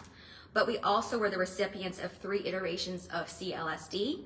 Our work through the Comprehensive Literacy State Development Grants have evolved significantly over time, with each phase building on the last to expand and deepen literacy support across Louisiana. We began the CLSD 2019 focused on our most struggling schools. So those identified as comprehensive intervention required and urgent intervention required. The goal was clear: strengthen foundational literacy through access to high quality instructional materials, align professional learning, and literacy coaches. Through CLSD 2020, we expanded our reach to include urgent intervention needed schools. And this phase introduced 3 evidence-based literacy interventions aimed at creating a model of excellence and then spreading that model across the state. Now, with the launch of the new CLSD 2024 grant, our focus has shifted towards sustainability and long-term impact. We are providing literacy mentors in schools to support new teachers and reduce teacher turnover rates, with mentors dedicating at least 80% of their time to direct coaching and instructional support. The subgrantees also selected a secondary literacy innovation based on the most immediate needs of their students, either supporting core instruction or supporting literacy transitions across the continuum. So from early childhood through elementary, middle, high school, and even post-secondary education, to ensure every learner experiences a coherent and connected literacy journey. Together, these efforts represent a deepened commitment to improving literacy outcomes for all Louisiana students. Act 422 was passed during the 2023 legislative session. This act requires students who are performing at the lowest level of proficiency on the end-of-year literacy screener after 3 attempts to be retained in 3rd grade. While this impacts students in grade 3, this isn't something that only 3rd grade teachers are responsible for. As soon as there is evidence that a student needs additional support, interventions begin based on additional policy. Early intervention is critical for all of our students. Louisiana has also launched literacy tutoring initiatives that are strategically designed to close learning gaps with focused in-school support. Accelerate is a state-funded during the school day tutoring program using high-quality instructional materials. Tutoring is delivered by either an approved vendor or trained school personnel. The LDOE has developed high-dosage tutoring implementation guidance to help schools ensure instructional coherence between high-dosage tutoring and core instruction. Additionally, families of eligible students in grades K through 12 can receive $1,500 tutoring vouchers for literacy or math tutoring after school. Eligibility is based on LEAP scores below mastery or DIBEL scores below benchmark. As part of Louisiana's comprehensive literacy plan, as well as policy requirements, all K-3 schools and all CLSU subgrantees are required to develop a local literacy plan. This ensures each school has a focused strategy to improve literacy outcomes. To support this work, the department provides a literacy plan template, literacy plan development guide, and an aligned rubric to guide schools in creating strong, actionable plans. We also offer technical assistance throughout the process. All CLSE CIR, UIR, and UIN schools receive continued feedback and support for both development and refining of plans. Ultimately, these plans are about more than just compliance. They're a tool to align instruction, resources, and interventions to drive sustained literacy growth. Supporting leaders is critical to our students' success. There are several opportunities for leaders to receive support and build capacity to support strong literacy instruction inside of their schools. We have already mentioned several supports that are built for leaders. However, there are several in-person support options for leaders as well, both district and school leaders. The menu of services is one of our most recent supports. District leaders are able to choose from a variety of supports that we offer. Most are centered around literacy and math. And a coaching member of the team is deployed to visit the school or the school system and provide boots on the ground support. One of our literacy pillars is dedicated to families. Several supports are available for families, but one of the most comprehensive supports for families is the work that has been done through the CLSD UIN grant with family literacy coaching. For this particular support, schools look at student data to determine where students need the most support. They pull materials from the HQIM.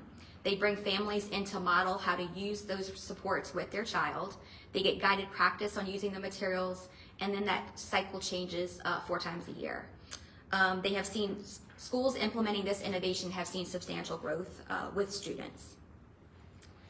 Additional resources are also available in the literacy library. With policy in place to firmly support teachers and leaders in K-3, we're shifting attention to early childhood and ensuring students enter kindergarten ready. Early childhood teachers and leaders now have access to the science of reading training.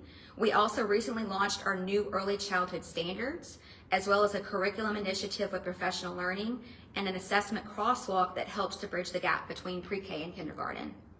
Recently, the Assistant Superintendent of Early Childhood and Strategy teams also conducted kindergarten readiness visits across the state to better support and develop strategy over the coming year.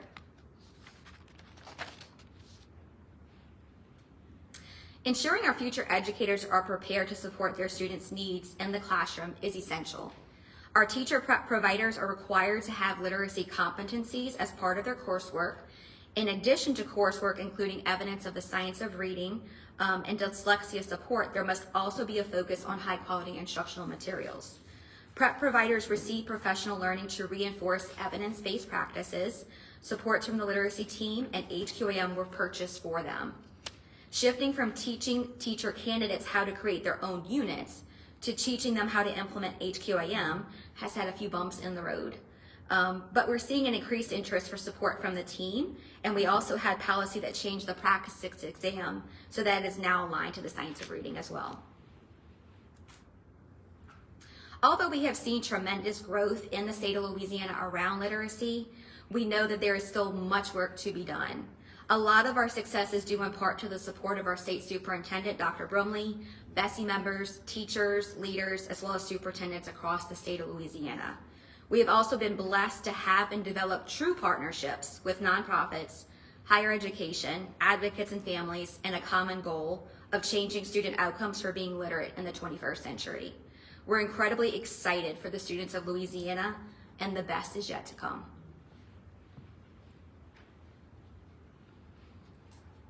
And that's it. The rest is just available for reference if you guys want to reference any of the policy that's been passed. Thank you very much for that. It's obviously the department, with all of your work, and particularly under the leadership of Dr. Brumley and Bessie, you've been very busy. You've been very busy.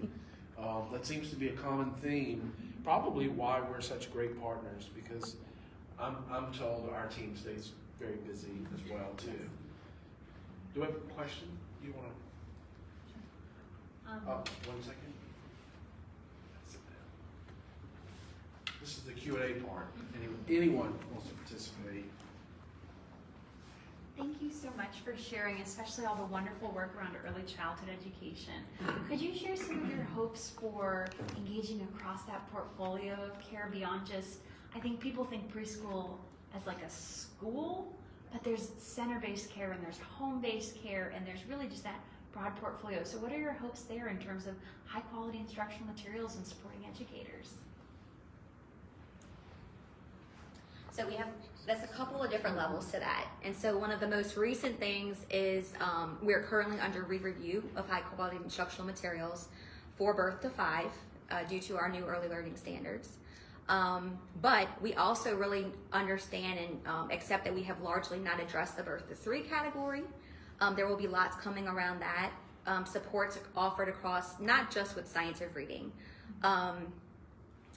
but also looking really at what does kindergarten ready mean, really providing support and boots on the ground in there as well, even talking through partnerships with the Department of Health and how to leverage that as well for that birth to 5 category, recognizing that there's some things even outside of the school day that have to be in place for them. Mm-hmm. Thank you. Now, I believe we have some questions on the screen. Danny, if you can help us with those. Yeah, I'll call those out for you. First question is, in a multi-stakeholder landscape. I'm sorry. I think it's the third question. Oh, I'm sorry. Do you anticipate federal insertion in states who have not made the shift to the science of reading? We are seeing improvement in states that have passed bills, policy requiring, and I'm not able to see the rest of it. I think that's a question Yeah, for the I think those may previous. have been from earlier. Previous?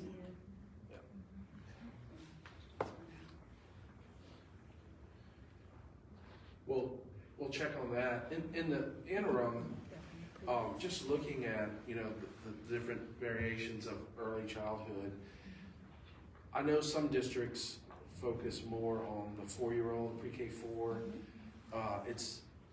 As I appreciate it, it's a little different from district to district. Sure. Do you see the department maybe moving in a direction to support more access for 4-year-olds in tradition? I'll just say the K-12 setting. Sure. So definitely in talks in the last several months, there are definitely equal amount of talks about center-based learning as well as traditional pre-K3 and pre-K4 programs. And so I think strategy is being considered for all environments.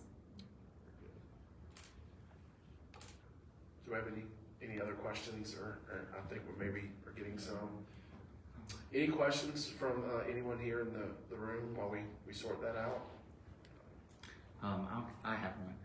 You mentioned queuing and removing that from curriculum. For those who aren't really familiar with that, can you kind of walk through what queuing looks like and why it doesn't really work? Sure.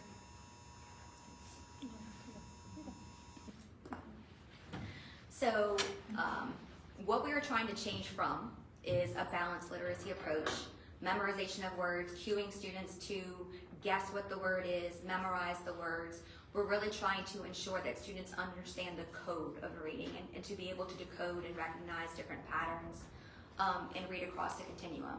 And so as students learn to read through the science of reading, we're looking for direct and explicit instruction around letter sounds and letter patterns so that they can decode any word and not just have to guess at a word or look at a picture.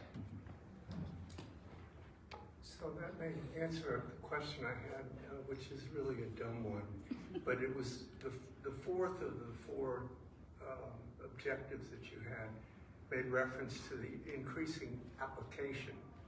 What does the word application mean? Is it what you were just talking about or something else? It really does. The science of reading talks to the direct and explicit instruction around phonological awareness, phonics, vocabulary, fluency, reading comprehension. And so they've gotten training around the research and the evidence behind why the science of reading works, why it's important, but they also have needed a lot of support on day-to-day application and what the science of reading truly looks like inside of their materials. And so really modeling for them using their materials, saying, okay, this is what direct and explicit instruction looks like for phonological awareness. Now you try it, and we give them feedback.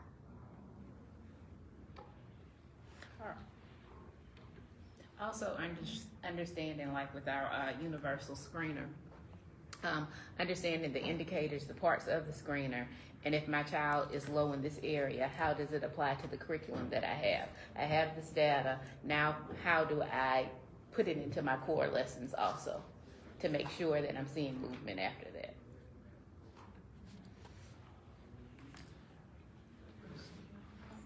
Oh, we do. Hi, thank you so much, Shana Levitan with Trust. You spoke a little bit about how you're, over the next year, thinking about building the capacity of leaders. Could you just break that down a little bit for me? I understand what that might look like for building the capacity of teachers, how to leverage high quality instructional materials when they close their door, and how to apply the science of reading in instruction. But what does that look like in terms of school leaders? In terms of school leaders, we have a couple of different in-person options right now. We're really trying to work with leaders on truly understanding what should happen as a result of effective implementation of the materials. And so school leaders are being brought in right now for us to actually model lesson and unit preparation with them, so that as they're going around and doing walkthroughs or doing formal evaluations, they can really recognize where the lesson might be falling apart and what the intended outcome at the end of the lesson should be. We've also launched a statewide change in our teacher evaluation rubric. And so the new teacher evaluation rubric really speaks to what is happening for students as a result of the lesson, not just what teacher actions are. And as a result of those evaluations, school leaders now have to write a coaching plan for each teacher that they go and evaluate. And we ask for that coaching plan to be tied directly to the high quality instructional materials. In order to do that, we really have to support them with what the materials should look like and what should be the intended result. Good. Josh? Yeah, Josh Grossfield from Excel, and I just observing what you walk through. Some states decide to kind of create their own screener, or some other states or create their own science of reading training. Some will just pay for DIBELS or something like that. I guess for Louisiana, what kind of went into that decision? How do you think that like how do you decide which ones to use, and what was that process like? So two separate things. There was an RFA, request for applications for the science of reading training. There were 4 vendors who met the qualifications and the rubric for that were awarded. And state and districts had 2 years to utilize one of those 4 vendors. And so that's what that process looked like. In regards to the universal literacy screener, there was an RFP, a very extensive RFP, request for proposals process that went out for that. Again, due to the rubric and the bidding process, DIBELS is who our state universal screener is for that. Yes. Hi. Natalie, thank you so much. Really inspiring to see the story laid out so clearly. I loved the slide about the 4 pillars of your literacy strategy, and the first being schools are creating and monitoring these goals. Do you all at the state level set sort of an aspirational benchmark that you're hoping schools to fall in lockstep with? How much monitoring do you do or supporting schools in reaching those goals? Sure. So we don't have a formula that says hit this goal, Right. but what we do is we use our tiered pathways for literacy support kind of as guidance in that, and that research intends for that if you have a healthy core instruction, 80% of your students should meet 80% of their need. And so it's always our gold standard. Also knowing that if you're supporting a school who has 7% mastery rate, 80% is probably a little bit unattainable in a year, right?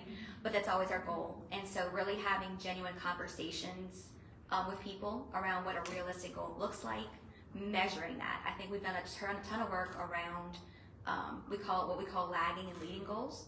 And so schools and systems are very good at creating lagging goals, looking at state data or DIBELS data to determine an end-of-year goal, but what are you using on a daily, weekly basis to measure that?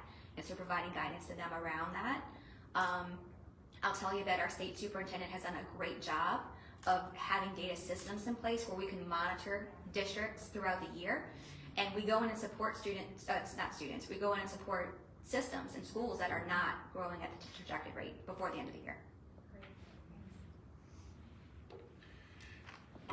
Great conversation and discussion here, and it's a good, I think, transition into our last segment, if you will, of the afternoon, But then the fun begins. Well, we're having fun already. The fun continues in a different manner after that. But at this time, we're going to hear from Dejanay Clark-Jackson, our president here at the Center for Literacy and Learning, to talk about the scope of our work over the past 3+ decades. Well, I won't talk about 3 decades, but we'll be here for a while. I'll try to synthesize as much as possible. Thank you to the department, first and foremost. It's always daunting to hear the work that has been done over, and this is not over 3 decades. This is just, in recent years. And so that really speaks to the work, the impact that we've had in what's considerably a very short amount of time. Thank you to our CEO at the center for allowing us to do the great work that we get to do in partnership with the department and other states to get the needle moving for educators and for students. So I'm going to take some time to walk you through, we've heard from the US DOE and their efforts and what they're doing, and our LDOE to say what we have done and what they're doing in the future. And I talked about extending that capacity through partnerships like the center to ensure that those numbers that we are seeing, that success, it's really a shared effort. It is really an opportunity to see that this success doesn't happen in silos, that we need every person who has care and need in this to be invested. And so we lead with our mission and vision at the center is that everyone is empowered through literacy. And you've heard about the workforce element. We'll hear some of that. You'll hear about early childhood and kindergarten readiness. And so we really lead with that in mind. First and foremost is that everyone is empowered through literacy. And our mission is to advance that, right, through evidence-based practices. And we knew that when developing that it had to be this 3-prong approach, this wraparound approach where we are investing in not only the classroom where we do educator support, but in the home and in the extended community. And so that is where we know the levers of success are pulled in order to ensure that we see the growth that we're seeing now. And so in terms of the center and the work that we've done, as Dr. Weibel mentioned, that the center was founded in 1992. So we always say, we're not new to this. We're true to this. That was so cheesy. But we have been doing this thing that is now what we know to be a massive movement. But we've been doing it at micro and macro levels at the center since 1992. And when we were a very long named organization, which I think by year 5, like we should know that what it is by now, but we don't. We fumble over it from time to time, but it's the Louisiana Children's Research Center for Development and Learning. We've kept that development, that learning portion.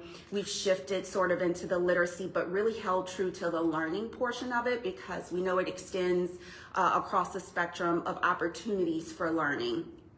And so we have dedicated our talents and goals to improving literacy outcomes. Ultimately, the students are the end goal, right? We touch these different areas of our mission, but they all drive forward to student outcomes. And so we have held steady to that. And we don't do that, again, in a silo of just us doing the work. We pull in the educators, the policymakers, families to ensure that we are all moving in tandem to the same goal.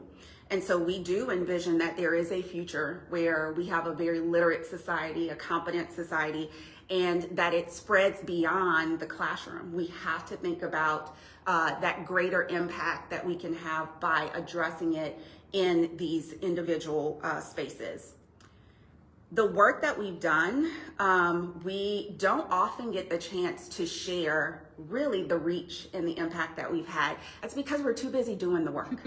And so this is a really good opportunity for even us as we're developing this to share out to you all going, man, we're busy.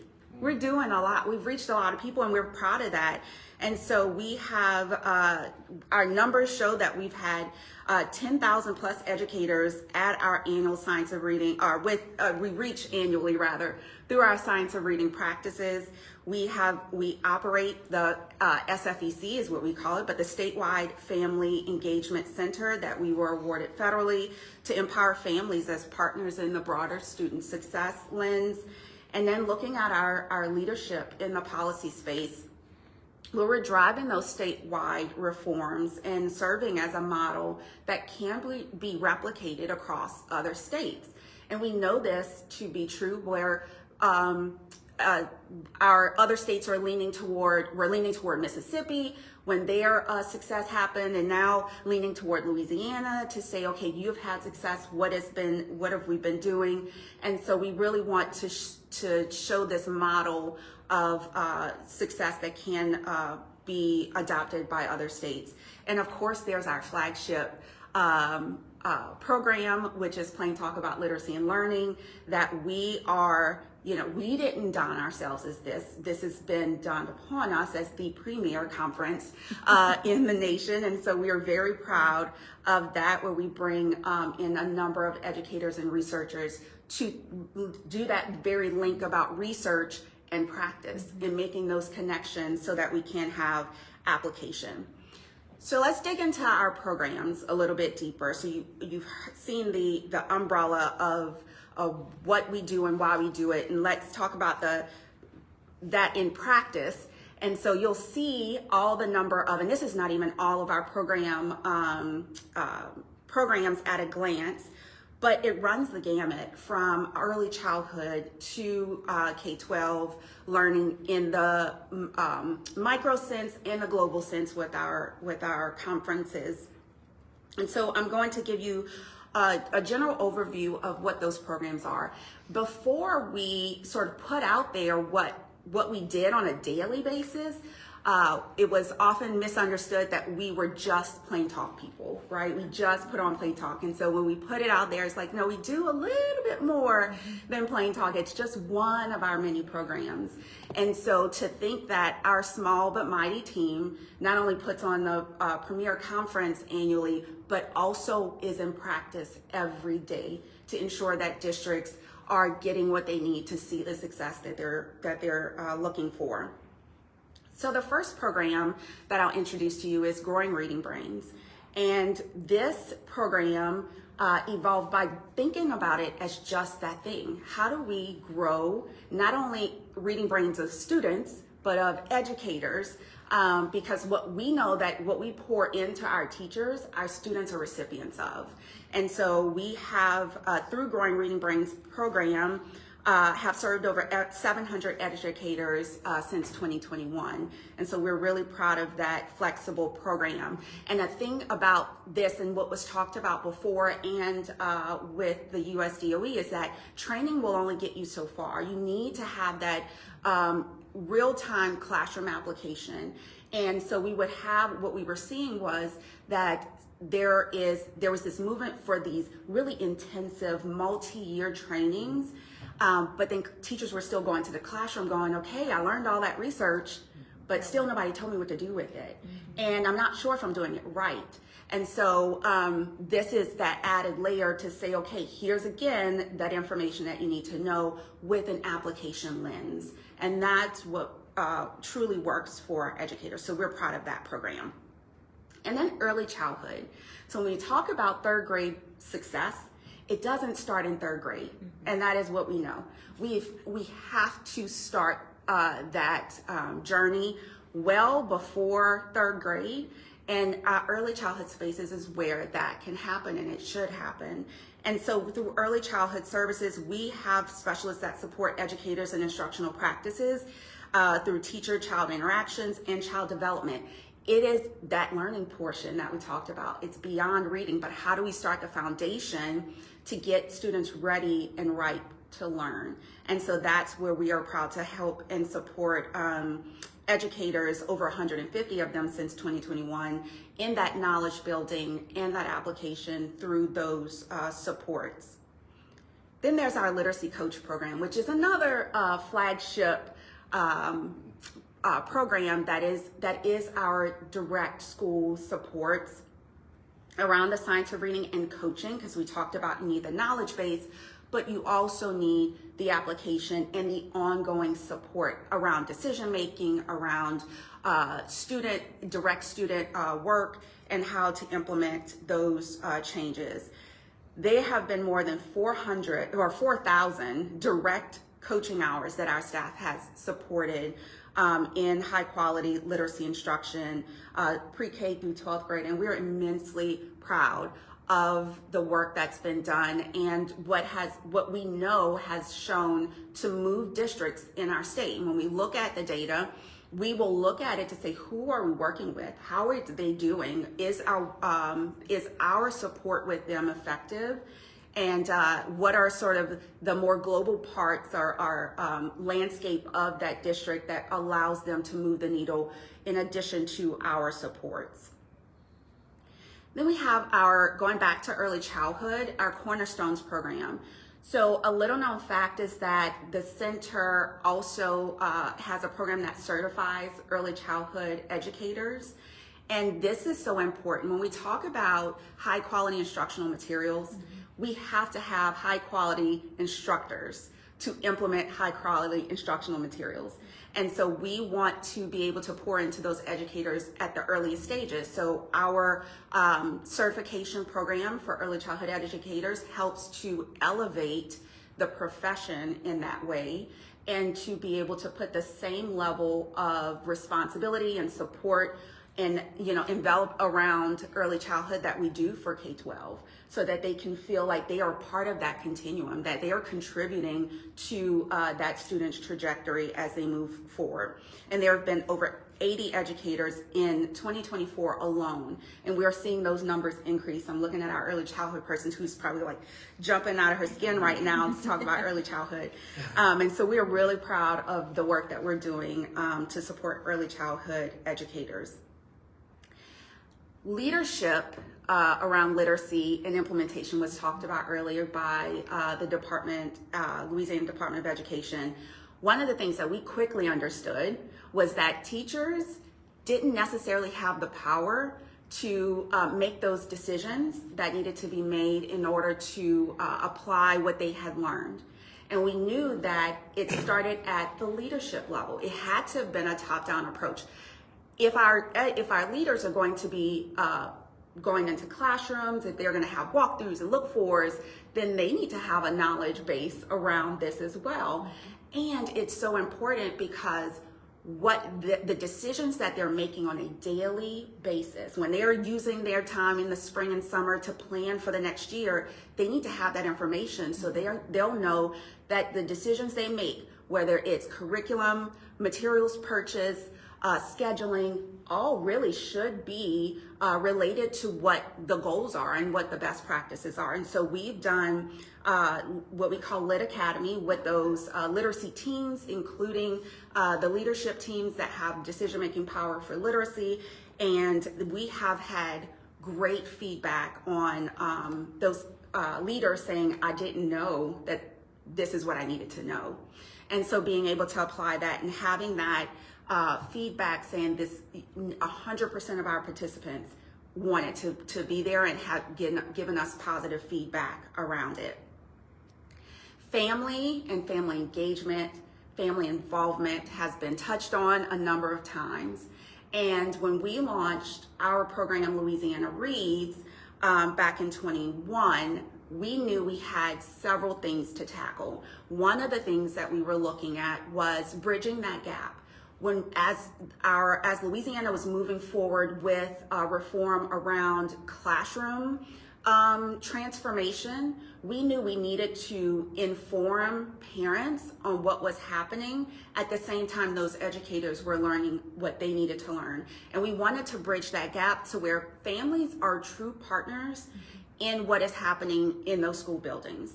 And we can't have a partnership if only one side of it is really educated and informed on what needed to happen. Although we had lots of parental involvement woven into the legislation and the policy, it really didn't offer opportunity to educate the families around the whys of the what's that we were doing. And so Louisiana Reads was birthed from that.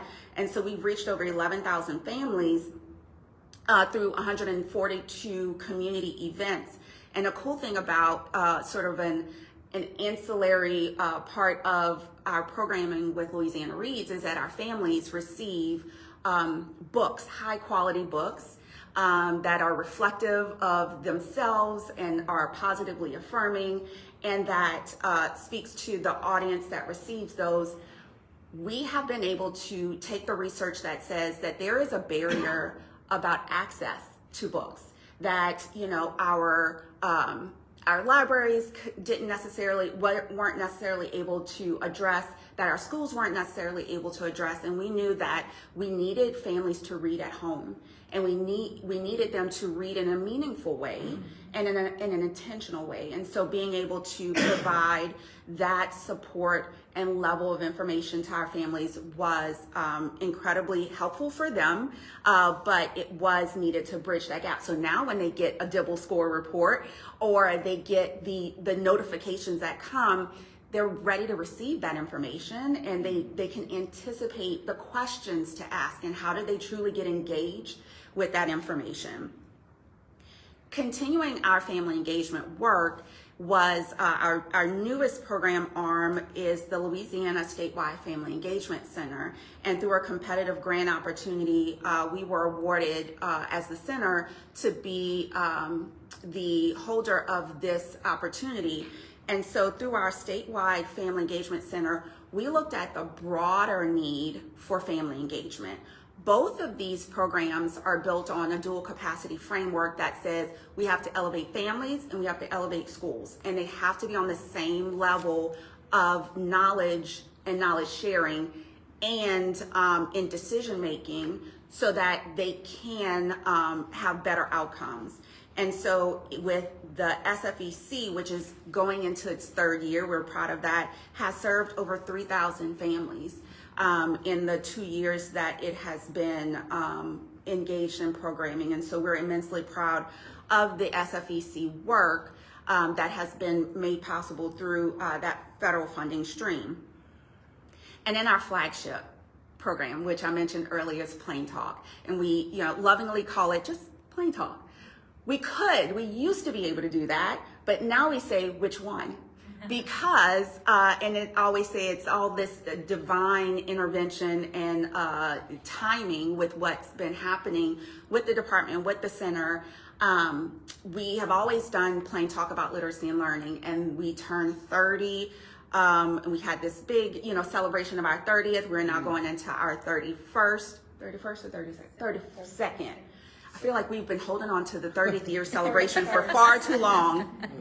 And we've had that where now we're at over 3,000 educators in that space. And I mean, compared to Teacher Leader Summit, that's a drop in the bucket. But nationally, driving and national participants, we're really excited to have that. And we hold true to this intimate, even with 3,000 people, this intimate opportunity for our attendees to come face to face with researchers, to be able to engage in that way so that they can bring it back to their districts for the application. But we knew that there was a pocket of students in education that we sort of had a gap in. And that was the dyslexia space. So if y'all didn't hear the bio earlier, dyslexia is my jam. And so I like to spread it everywhere. And our team was great at saying, okay, we'll get on board with this. Into my face. We don't know what the behind the back was, but I'm sure that they wholeheartedly support that. We launched the Dyslexia Summit, which is a real intimate opportunity for all educators to learn about what is that missing piece. I'm able to see success for my students. I'm able to see success for my school district, but there's a pocket of kids that we can't seem to reach. And I go, oh, I know who those probably are. And so we launched Dyslexia Summit, and we're going into our second year and have added on a higher education symposium that's accompanying our summit, and we're really excited to see the momentum gather around dyslexia supports. And as you heard from LDOE, is that is their next step, and it's always been on our radar, and we are really excited to see what that next step can be for our students. So those are our programs, and so we know what we do, and looking next at why are we doing these things and what potential impact they can have and what areas are they reaching. We talked about how this all sort of feeds back into workforce development and how it's important, and not just workforce development for our future workforce, but workforce development for the current workforce. So how are we supporting teachers, educators, but also, and not only in K-12, but that early childhood space especially. And so we want to lean into the fact that reading is just good economics. We know that children, a couple of facts that I'm sure you are all familiar with, children who don't read proficiently by the end of 3rd grade are 4 times more likely to drop out of school. And we've spent with the last Gallup poll was $2.2 trillion on remediation of reading. So if we think about flipping that to prevention instead of remediation, the impact that we can have with $2.2 trillion up front to help our students move forward, we can't even think about what that could, we know what that could look like. Give it to us, we'll tell you. We'll tell you what that could look like. But by implementing the science of reading, we know that we will be building, and we are building, a strong workforce and creating a resilient economy. And that workforce development, as I mentioned, is in the early literacy space, is in 3rd grade literacy, and in the parent and family engagement. So we know that leaning into the science of reading practices, making sure we zoom in on 3rd grade proficiency, and that we're looking at the home to school connections. Though that's really where we are going to thrive, and knowing that high quality lives in all of those spaces, and we really could support across the spectrum. And we can't do that without a level of advocacy. And so in our buckets of operation, advocacy and just advocating for smart literacy policy has been what we've been doing for a number of years now. And a lot of what we have heard, it was supported through the center's work. And so when we look at, and I won't go into the timeline because LDOE so eloquently laid it out for us, but just highlighting our role in those legislative pieces, the Early Literacy Commission was a big deal. That initiation of the Early Literacy Commission was huge, and we were tasked with just looking at the landscape of where we were. And a lot of the policy, a lot of the reform, a lot of the recommendations came from the Early Literacy Commission. And so we put out an annual report every year with those recommendations, and it's incredible to see where those recommendations came and then what the next year's policies ended up being, and how we really worked with our department to really not only the accountability piece, but to look deeply and to see what is it that works and how do we apply that across the board, because what worked for one school district should be replicated across other school districts, and it should not matter the level of resources you have within the various levels of our districts across the state. And so the science of reading training was one of the recommendations that came out of that. And then banning 3Qing, which we all felt like was a huge success, because that was one thing we didn't have to battle any longer. And so making sure that all of our classrooms had really good instruction that was aligned. And then we tackled the curriculum piece after that. And so having that and allowing certifications to be added on, those are all the things that we knew needed to be under the umbrella of that instructional piece.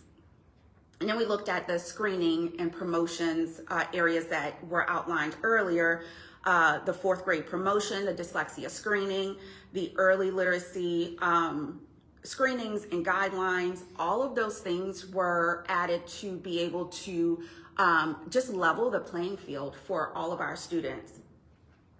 And we knew, again, we could not do this without family engagement.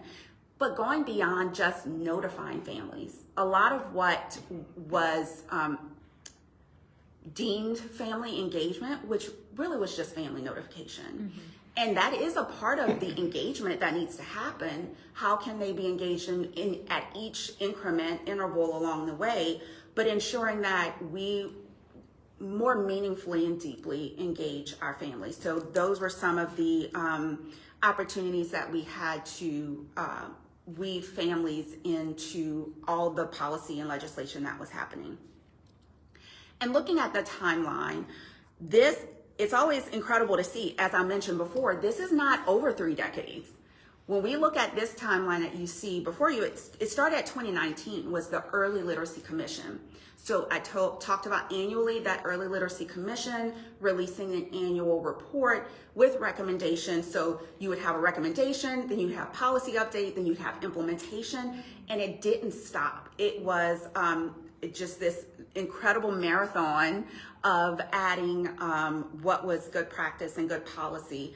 And what we took as the Early Literacy Commission, just focusing on K-2 at the time, we grew into this Louisiana Literacy Advisory Commission, which looks at literacy from birth to 12th grade. And so really looking at how do we, now that we knew we had proven success in K-2, K-3, now let's share that success so that we can capture those who missed sort of that policy piece and then catch those before those things need to be implemented and ensure that we all, that our students we can see that success across all grade bands and not have to look at the data to say, okay, are those our COVID kids or are those the ones post this policy?